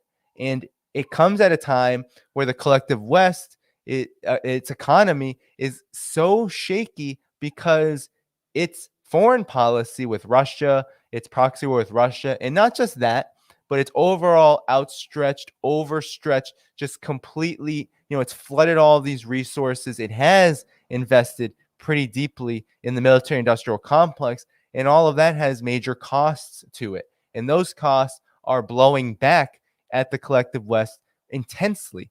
And so I'm going to show you two other examples really quickly. I'm not going to read this whole article, but the European Union declared last year that it was going to create an alternative to the Belt and Road Initiative. And so did the G7, right? But here you have 1 year on, EU's alternative to Belt and Road has failed to deliver. Up to $318 billion was promised to build infrastructure in Africa and Asia, but it's unclear how much has dispersed. And this article actually goes into how they can't even track where this money has gone. And actually, and I'm not even going to read this, I'm just going to summarize it for you. Actually, the money isn't even new money. So there's a lot of EU Parliament that is saying not only has nothing been spent, but this was already earmarked to be used. We weren't spending more than we had already promised to spend 1 year ago, and yet nothing has happened. No, the African Union president, incredibly angry at this. Macky Sall, this is what he had to say. I'll just read you his quote. It leaves a bad taste in our mouths. I'm a bit disappointed, to be honest, when he referenced this so-called EU-led project, which was called the Global Gateway, right? It was called the Global Gateway, and that was supposed to lead to more investments in Africa, Latin America, all over Asia, and it was supposed to compete with China's Belt and Road Initiative, which has more than a couple of thousands of 2,300 plus projects underway or completed. 140 countries have signed on. The majority of those countries, not all of them, because Italy is in it, and some other countries, Greece, I believe, is also in it. But a lot of those countries reside in the global south, on the African continent, in Latin America, in West Asia, in the Middle East, in the Arab world, and of course, Eastern European countries, Serbia, etc., are part of it as well. But Belt and Road Initiative is thriving. More than $1 trillion plus US dollars have been invested in infrastructure already. Sino-Lao Railway, Jakarta Bandung Railway in Indonesia, Sino-Lao Railway in Laos. We can go on and on and on. Pakistan with the China-Pakistan Economic Corridor, right? There's just so many examples we could listen. We've covered those on this channel. The point is that Europe, the G7, they have nothing to offer. And so it's laughable that they think that they can compete, and they can't. And the Financial Times is admitting as much. And then lastly, I want to just show you what's happening to the United States with its economic warfare. It's not just that economic war is not able to contain China, and that's not able to stop the Belt and Road Initiative and other things that China is doing around the world. It's also that it's hurting U.S. industries. And so here, Nikkei Asia, no friend of China, says U.S. solar installations fall 23% in 2022 on China trade curbs. Import restrictions deal blow to industry reliant on Xinjiang silicone. So the United States placed sanctions on China's silicone industry, which is mainly based in the Xinjiang region, over so-called human rights issues, so-called Uyghur genocide and concentration camps and all of that propaganda. And it's blown back at the United States. It's decreased that industry, that solar panel installation industry, by 23%. And that large-scale utility installations have been hit especially hard, dropping 40%. So we're not even... So large-scale installations are probably the biggest part of this, and they've been hit particularly hard. So there you go. Loss after loss after loss after loss. And so I'm going to close the China segment here, because I want to briefly just talk about in the last 15 minutes, 20 minutes or so before I get to a little bit of roll call, shout outs, etc., to end the stream. Thank you so much, everyone. We still got more than 1,000 people here. Continue to like, share it, of course, subscribe to the channel, hit that notifications bell. And if you are able and if you are appreciative of this work, it's completely independent. So please do subscribe either on patreon.com/DannyHaiphong or the myriad of ways you can do so in the links in the video description. It is very much appreciated. And I will shout out those super chats and members and all of that at the end here. So I want to just quickly go over how the United States is also taking major losses in Ukraine. It's not just that this hasn't gone as quickly as I think the US-led NATO alliance wanted it to go. The United States wanted in February, in March and April, for the massive sanctions campaign to put so much pressure on Russia's military operation, the special military operation, that Russia would either continue going forward and collapse because it just couldn't handle the weight of its own contradictions, or, and I think this is what they hoped would be more plausible, that the sanctions would be so crippling to the Russian economy that Russia would fall. None of this has happened. And not only has none of this has happened, but Ukraine, the public relations nightmare that has occurred. The United States, what have we heard about Ukraine? It's a democracy. It's like Europe. It's Europe against the Russian Asiatic aggressor.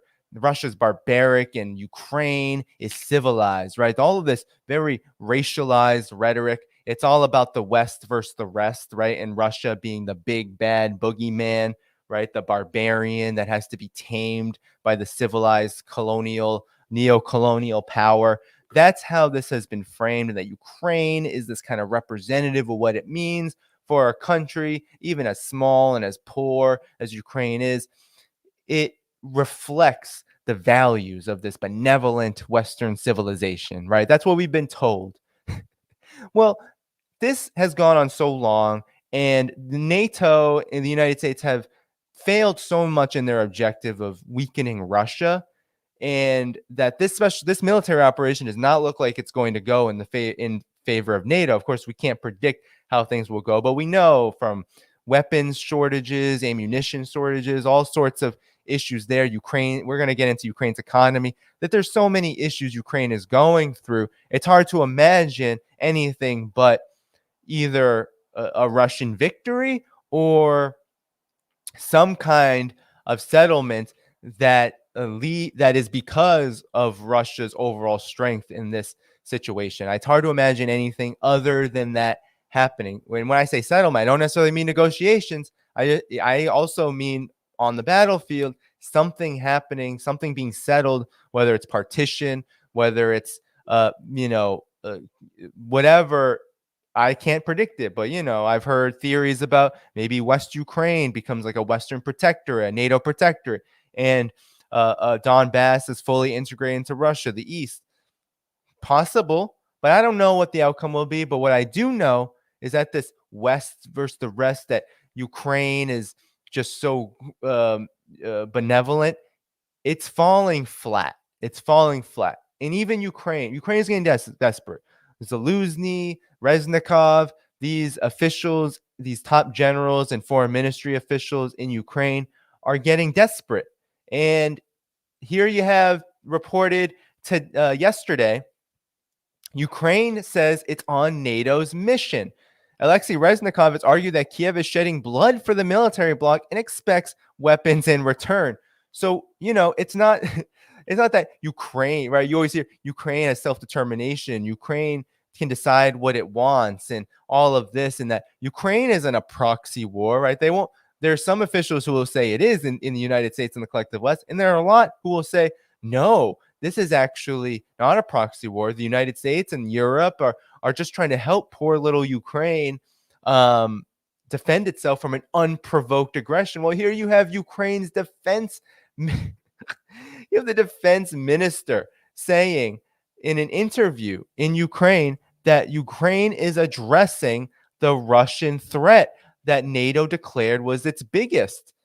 Today, Ukraine is addressing that threat. We're carrying out NATO's mission today without shedding their blood. We shed our blood, so we expect to provide them weapons. It's exactly what Oliver North said. Oliver North said, your blood for our bullets. And that's what Reznikov is saying this is. So Ukraine's defense ministry is acknowledging that out of desperation, it needs more weapons and it needs to continue to fight against Russia, and that Ukraine's objective is to fight Russia, not to protect itself from Russian aggression, not to get to a point where it's just about sovereignty. No, it's carrying out NATO's mission. That's what they're saying.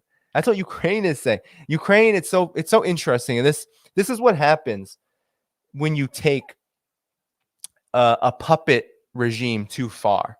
So the United States is so used to, on the global stage, the collective West is so used to this kind of neo-colonial preponderance, this like stagnation, this ability to say, well, bang, bang, bang, regime change that country, regime change that country, regime change that country, install our puppets, install our protectorates, install our regimes, and then we'll forget about it. We won't talk about it. Nothing needs to be talked about. We can wage a coup there and a coup there, a coup in Peru, a coup in, name your Latin American country.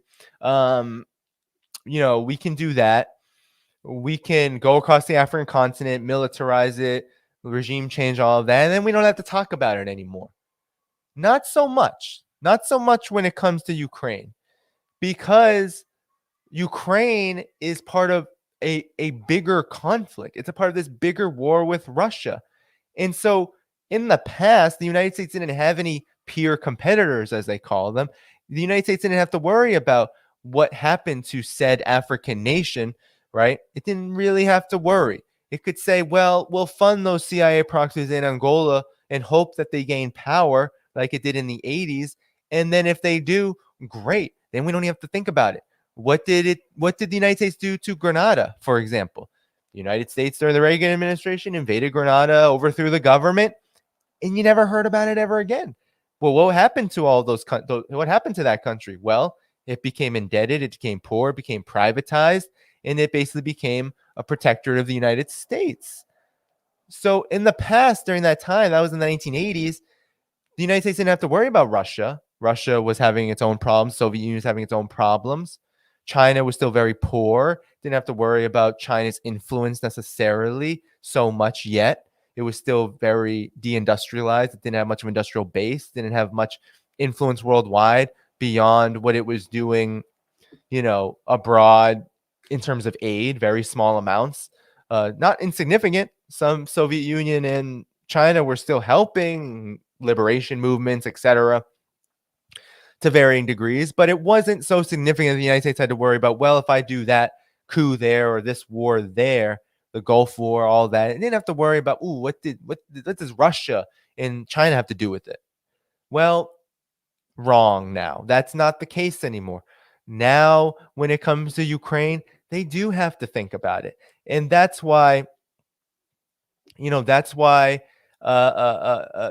Ukraine has taken on, you see, these defense officials, Zelensky becoming this hero. You see how far they've had to take this, and it has its consequences, because puppet governments are not very, you don't want puppet governments strategically trying to navigate political circumstances. You don't want them to be in the lead there, because they can only follow. So if you have a puppet government doing that, well, then they'll say things like this: hey, NATO, we're on your mission, and you need to do this for us. You need to give us weapons. Not only that, but Ukraine can feel emboldened to do this because the United States and NATO need Ukraine. They need a puppet government there. They need the government to exist, because if the government were to collapse, well, what happens? They don't have any capacity or any ability to continue the proxy war. So Reznikov, can say, hey, NATO, we're on your mission to fight Russia. Give us more weapons, or guess what? that mission may not happen. And what can NATO do but say, oh, we have to just arm poor little Ukraine, and Ukraine needs our weapons, and then we'll get closer to peace. And in the background, of course, the military contractors are drooling, and Wall Street is drooling. And of course, the neocons are saying, well, even if we're unsuccessful, at least we're building up to some kind of war that we like. So that's how ridiculous the situation has gone. That's how just absurd it's gotten. But I think what this reveals is that the United States and NATO is not so much in control, not as in control as it presents itself. And that in and of itself is a huge loss. And then you have, lastly, we don't have to go too deep into this because I've covered this, but I just want to show you that even the New York Times, I've covered this, is saying that Ukraine's economy is battered and strained. They say it's adapting to survive, but it says Ukraine's economy has shrunk by 30%, and that companies have packed up and moved, switched products, and found support abroad. Basically, what it's saying is that Ukraine has sold off its economy, and so that is somehow a good thing. But throughout, it's saying that Russia's attacks have been effective. Ukraine is struggling economically, and that's not going to change. So another big issue that the United States and NATO really have no solution for. Yeah, they will indebt Ukraine. They will privatize its economy. They will do whatever they can to profit from it and to basically destroy its future capacity to prosper. But it can't do anything about the Ukraine's economic crisis heading into this perilous winter that we are surely going to experience, and that the post-winter effects of the economic crisis all across Europe, but especially Ukraine, will be widely felt. And then here you have The Economist right before the end of the new year. Right before the end of 2022, saying in 2022, Russia kept the economic show on the road. The world's 9th largest economy did a lot better than expected. In the past year, it says it has been bruising for Russian economy, and that foreign investors fled, sanctions, all of that. Official forecasts see that their GDP will shrink more this year, and that's not untrue. But from another perspective, Russia has done surprisingly well. In the days following its invasion of Ukraine in February, there was financial chaos from Moscow to Vladivostok. After Western countries imposed an unprecedented number of sanctions, the stock market collapsed, as with the ruble. At the time, it was deemed Vladimir Putin's fortress Russia was crumbling, but they downgraded their forecast really quickly. Within days, estimate of annual GDP growth in 2022 dropped from 2.5% to a contraction of some 10%. Some economists were even gloomier. The White House looked for a year-on-year decline of Russian GDP by 15%. Inflation surged across the country.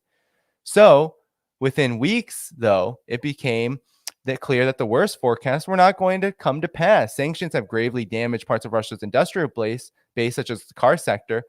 Others, in particular, enjoined by the state to help out with the war effort, have not done too badly. Now they expect the Russian economy to shrink 3 to 4%. Unemployment has barely budged, in part because firms have been told to keep workers on, even if at low or no pay. So, two main reasons to explain why Russia's downturn has proved shallower than expected: policy and trade. In the days of the invasion, the quick actions of the central bank and regulators convinced ordinary Russians that they were serious about tackling surging inflation. Inflation expectations, having jumped, came back down again. Higher interest rates encouraged the public to return money that they had taken out from their bank accounts in the early days of the COVID-19 pandemic, preventing a financial crisis. Sanctions have been tough, but for most of 2022, there were few restrictions on the sale of hydrocarbons, and now that's changing. So far this year, Russia has racked up a current account surplus of $220 billion, twice its level from before. Foreign currency has helped finance imports. Many Western firms have stopped selling their goods and services to Russia, but companies in other parts of the world are only too happy to help. China's, for instance, having stepped up. Turkey appears to have been a go-between for Western companies looking to skirt sanctions. Russian imports have recovered a long way after a sharp drop in the spring. So there you have it. Russia is not crashing economically, and that was a modest assessment. Russia's currency has done better since the Ukraine conflict because of the way that it was able to use its foreign reserves. And despite the fact that the US, the EU, NATO, how many assets they sold? Hundreds of billions of Russian assets. But despite the impact on economic growth, Russia was able to curb and stem the tide. And it's mainly because you need Russia. Russia has so much energy. Russia is the main energy supplier for so many countries, especially Europe.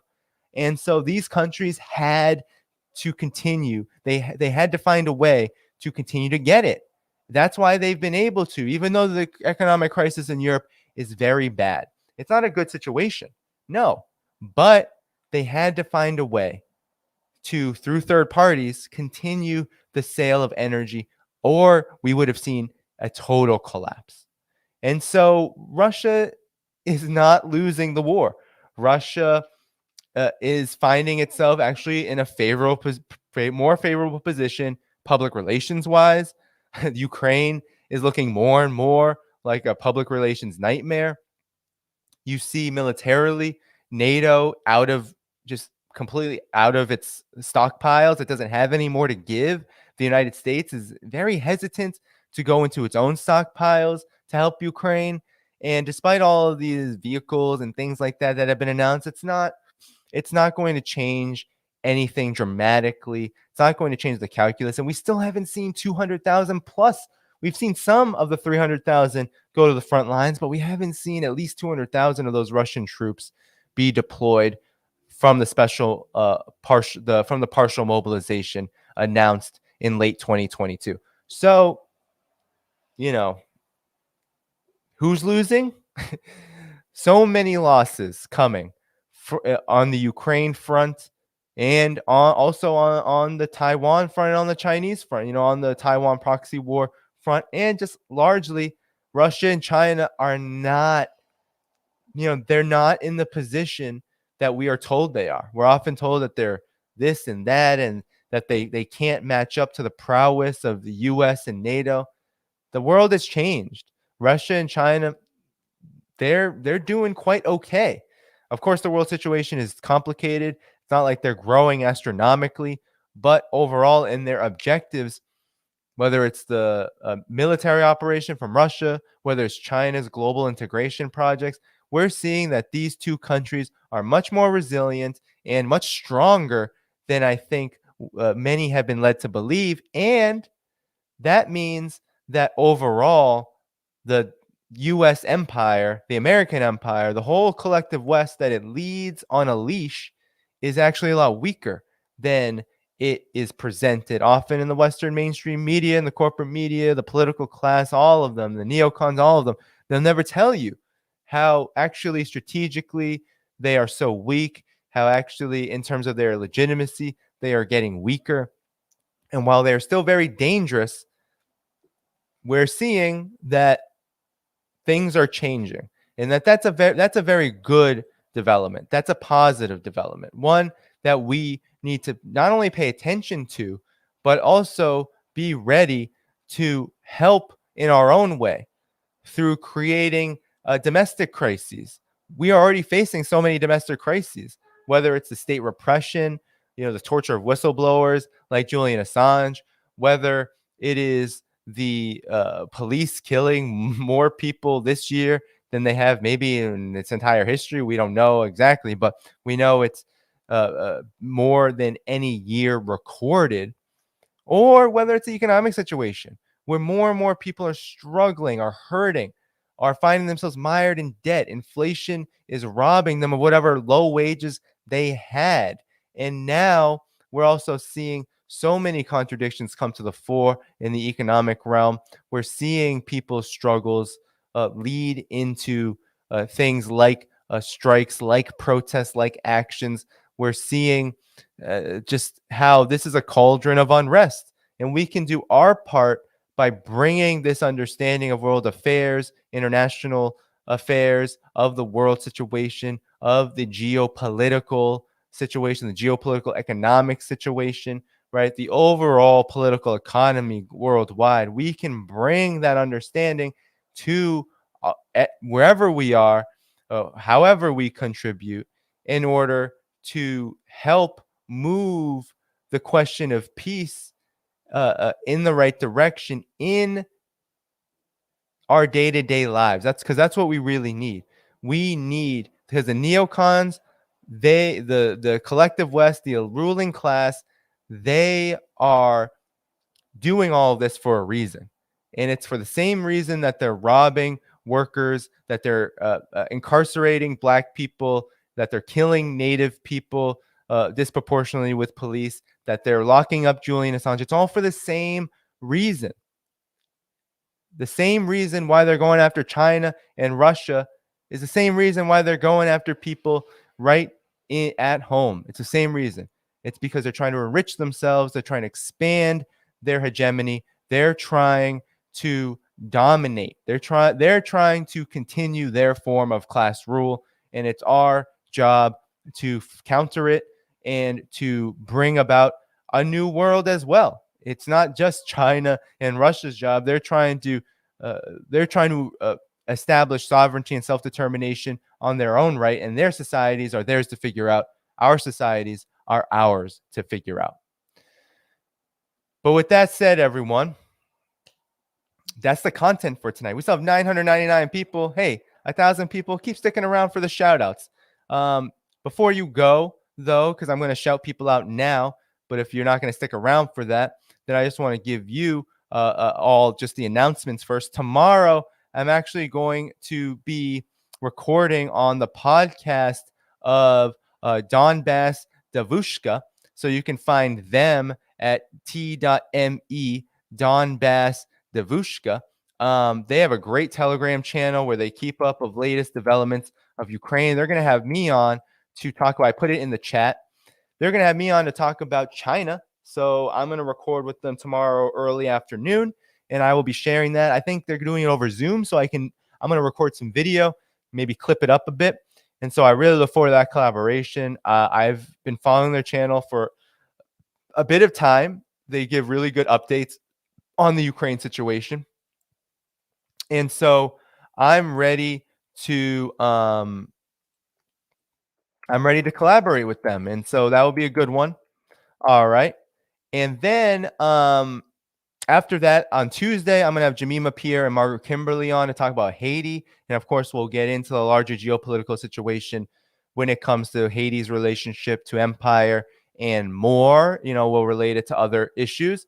And then I will have on a member of No Dut Dull for another conversation about Korea. So we have a busy week coming up, 3 streams in about 6 days. All right. Start from today. All right. So I just want to let you know that. Be sure to subscribe and hit the notifications bell so you know when I go live. All right. All right, everyone. So let me do some shout outs. We had an active chat today. Thanks so much for joining. Let me do some shout outs to, if I see a member, I'm going to shout you out. Thank you, Big Teal, for the comments and for your moderation and for your membership. Thanks so much. Thanks so much to the moderators here. Appreciate your words here. Yes, a larger discord in China is definitely trying to sway people to attack a country that had done nothing wrong to them. Yes, and that's a lot of what the empire, the collective West, likes to do. That helps them a whole lot when they're trying to justify the unjustifiable. So, Phil, good to see you. Thanks so much for coming. Let's see who else is here. JM, of course. Thanks so much for your generosity and for your membership. Let's see who else is on here, everyone. Where? Thanks so much for being a member, and thanks so much for being a moderator as well. Let's see who else is here. So those are some members. You can join, hit that join button to become a member of this channel as well. Definitely helps. Hello, Jeff. Thank you for being a member. I know you guys are talking, so sorry if I'm hitting the middle of conversations. What else we got here? All right. I hope I didn't miss anybody. I know that there's a lot of super chats and super stickers as well from above, but we're just going to make our way through.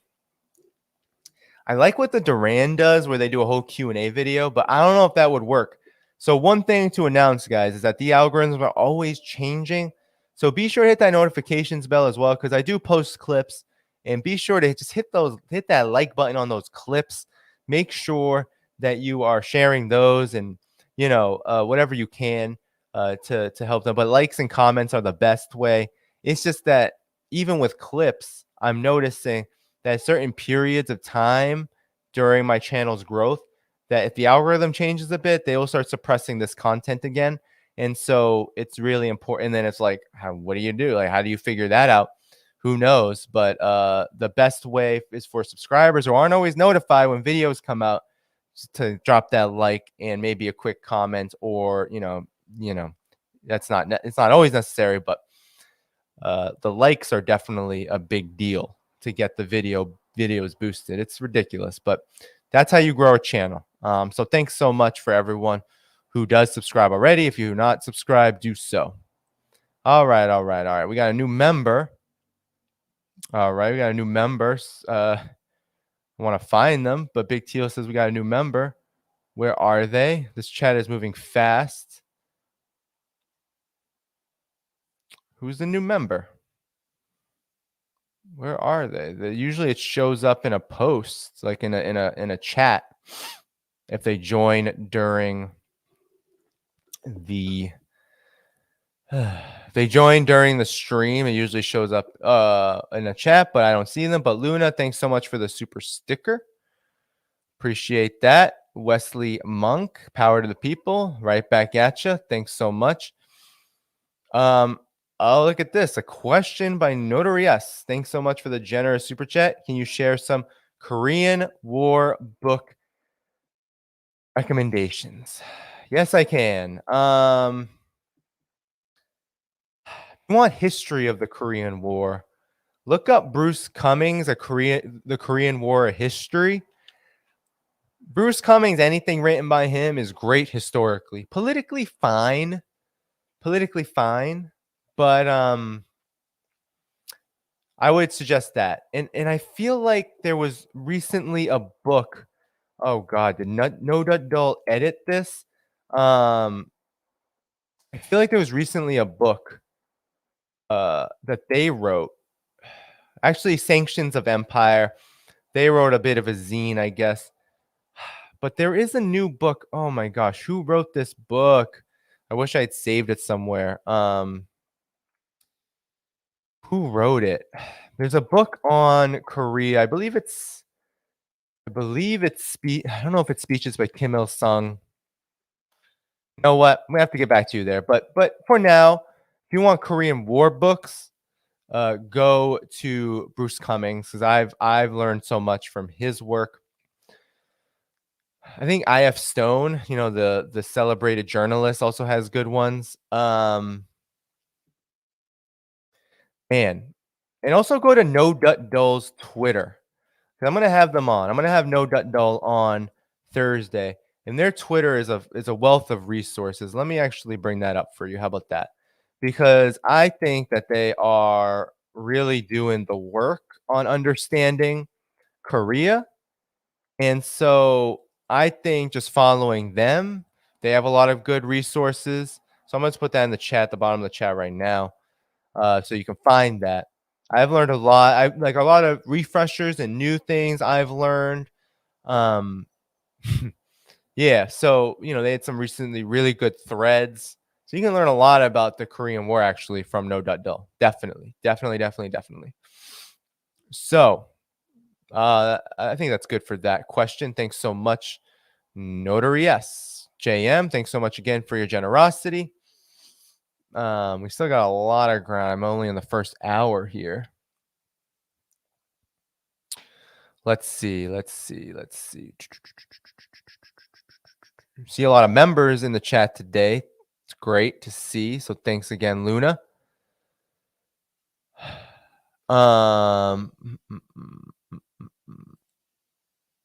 Let's see. I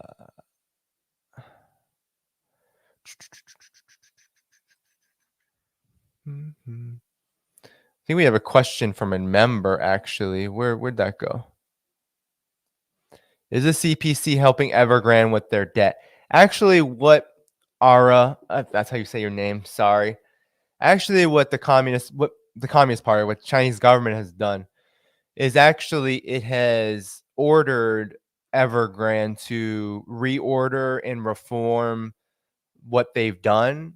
So, for example, if they have, some of the crash that's the possible economic problems with Evergrande has been the Evergrande put a lot of investments, sometimes pre-promising apartments, right? They were the investor in pre-promising apartment buildings that never were built, and people actually took out mortgages that they were paying for that they don't have an apartment for. And so that was putting a lot of unrest, but also stress on people and creating economic problems. And so what China said was, okay, either you build the buildings now ASAP, or you forgive these mortgages, or these mortgages are no longer valid until these buildings are built. And so there's a lot of that going on. And also a lot of the top shareholders had to pay into the debt. So there was a lot of stuff like that to try to keep from any kind of liquidation of the corporation. So more like a bailout that was, like a bailout that wasn't like an internal kind of bailout. Like, you fix your problems. It's like if the US government had said to the big Wall Street banks during the 2007-2008 economic crisis, they said, you figure this thing out and you stabilize the economy now. They didn't do that. They said, here's all this money, go, take all of the people's money. Here's all this wealth from the working class and just keep doing what you're doing. Fine. And maybe we'll slap like a little fine on you, but keep doing what you're doing. That's how the United States operated things. How Evergrande was treated was a lot different. Thanks for that great question. I think one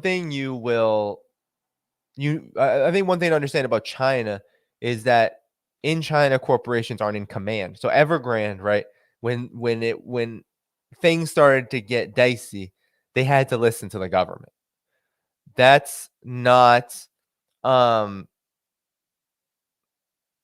that's just not how China works. It's the opposite of the US in that way. In China, the government is in command and corporations help achieve objectives. And some in China works with and will make compromises around certain needs of corporations in order to meet bigger objectives. That's kind of how it works. But nowhere will you see corporations running the show in China, right? There's no corporation in China, private foreign corporation, has bigger authority than Xi Jinping or the CPC Central Committee or the National People's Congress or anything like that. So I'm going to keep moving on. All right. 800 stuck around for this little chat period. Thanks so much. Good to have you all here. It's a great stream today. Really appreciate all the support, everyone. Really do. I don't see any more. I think there might be some. Here we go. David, super sticker. Thanks so much, David. Thank you so much for that. Let's see. Anyone else? I didn't see a new member join. All right. Lively chat today. Lively. Good to see all of you lively in this chat, supporting this work. Anti-empire, anti-imperialist, anti-war, anti-hegemony, pro-multipolarity, sovereignty, self-determination. That's what we do here. That's this channel. And we also talk about what leftism really is, because this is the left lens on these things. This is the left lens on geopolitics. May not look like what you'd expect the left to look like, because in the US, the left is essentially dead. And when I say that, I don't mean that leftist politics don't exist. What I mean is that most people associate the left with the Democratic Party or liberalism, and that's just not true. Not true one bit. All right. The Democratic Party is a right-wing corporate party. The liberal class is largely neocon. Now, are there some liberals that we might be able to win over? Are there some Democrats, leftists like that we can win over? Yeah, I think so. I think so. But does it mean that the left is the Democratic Party? Absolutely not. Does it mean that everyone on the left is a socialist or a communist? No. No. But what it means is that we need to talk about all of what the left really is or could be, and that geopolitics, world of developments, imperialism, empire, there's no better terrain to understand what the left really is, and a low point for working class politics in the US and the West. There's no better way, because it is a low point. And while there's definitely, I think, hope for change, I think there's a lot of crises mounting. I think there's a lot of good signs in terms of the way that people are beginning to talk about issues and become more critical. And I think there's a lot of that going on. And I think there's a lot of people doing good work. But at the same time, we have to be objective. It is a low point. And so what this channel does is it tries to interject in a low point in working class politics, maybe the most misunderstood aspect of what working class politics are, which is a politics of anti-imperialism, anti-empire. You can't really have a struggle, right? It always goes to absolute crap when you have people who say they're for justice or liberation or anything else, and they don't understand the world around them. They don't understand that other people exist in this world. There's a lot of US Eurocentrism. There's a lot of navel gazing. There's a lot of that goes on among the so-called Western left that ultimately leads to more warmongering. And so I've seen that over the years. I've experienced that so many times. I said, no, I'm going to focus a lot on geopolitics and interject a necessary perspective in it that can align with some forces. Like, I'm not going to say I disagree with Douglas McGregor on everything, and I'll agree with him on some things. Doesn't mean we have to agree on everything, but there are some things that I'm like, no, I'm not going, just because, yeah, he's probably has conducted war crimes. That's true. But I'm not going to do like what Vanguard did to Aaron Monte. I'm not going to bring on Aaron Monte and say, you interviewed Douglas McGregor, so that means you are for his war crimes. I'm like, really? Is this the world that we live in? You don't understand that this is a bit more complex than that, that when you see certain figures standing up against certain elements of the empire, that it means something, and probably means something significant that we need to talk about and understand better. You know, it's just, we have to be sophisticated and mature and disciplined. It doesn't mean that we're not, like I did during that breakdown of Douglas McGregor's Taiwan and China takes. Doesn't mean we can't disagree and say, look, that's not true. That's not factually correct. And it's not going to help us. But it doesn't mean we ignore it either, because a lot of people are watching. A lot of people are watching. A lot of people watch Redacted. A lot of people watch Douglas McGregor. A lot of people watch folks like that. And they're the ones who are trying to learn about the world, even if they have politics that we may not always agree with. All right, everybody. So let's do this, all right? Let's do this. Yeah, some people. So here's the thing. With guests, I see some people mad that I didn't put McGregor here as a guest. Here's the deal. I will be very transparent when I have guests on, And I will also navigate an algorithm that is very unfriendly to content like mine. So I wasn't trying to say I had Douglas McGregor on. I never announced that in my community posts or even in the title. It's just, short titles are better.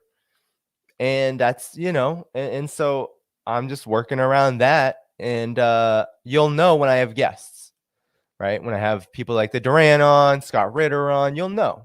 I'll say with Scott Ritter. I'll say with the Duran. I'll say, live with the Duran, something of that sort. Don't worry, guys. Don't worry. Notary S says do segments on my book. Yeah, I should, right? My book is right here.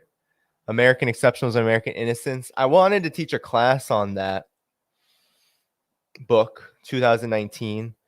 Maybe I will. Maybe when the Chinese interview, and yeah, maybe I will do that. It could be like a side thing I do. I would just have to probably lessen live streams. It might be good though. It might be good. And I would shape it around the live streams and would indicate that there is a segment for class, but it's a good suggestion. Phil said I wouldn't mind McGregor on here. Might be an interesting conversation to have, honestly. I may consider it. I may consider asking him on if he'd be willing to, I wouldn't like make it a debate, but surely we could like get into some stuff. If he were to say China's fascist, I probably would say no. That's not what this channel says. So anyway, it would be interesting. All right. Here we go. This is it. Y'all are still here. You're still with me. It's amazing. I appreciate all of you. So lastly, but not least, Tuesday I'm back. Margaret Kimberly, the great Jemima Pierre as well. We'll be talking Haiti. She's very good on Haiti. She'll probably have a lot of harsh things to say about Latin America and their lack of solidarity with Haiti from her perspective. I think it's compelling. Don't agree 100% always, but I do think it's important to really elevate Haiti because Haiti is it's not unimportant, right? And it's very important to the geopolitical situation. We'll probably talk about all of it as well. So Jemima Pierre with Margaret here on Tuesday.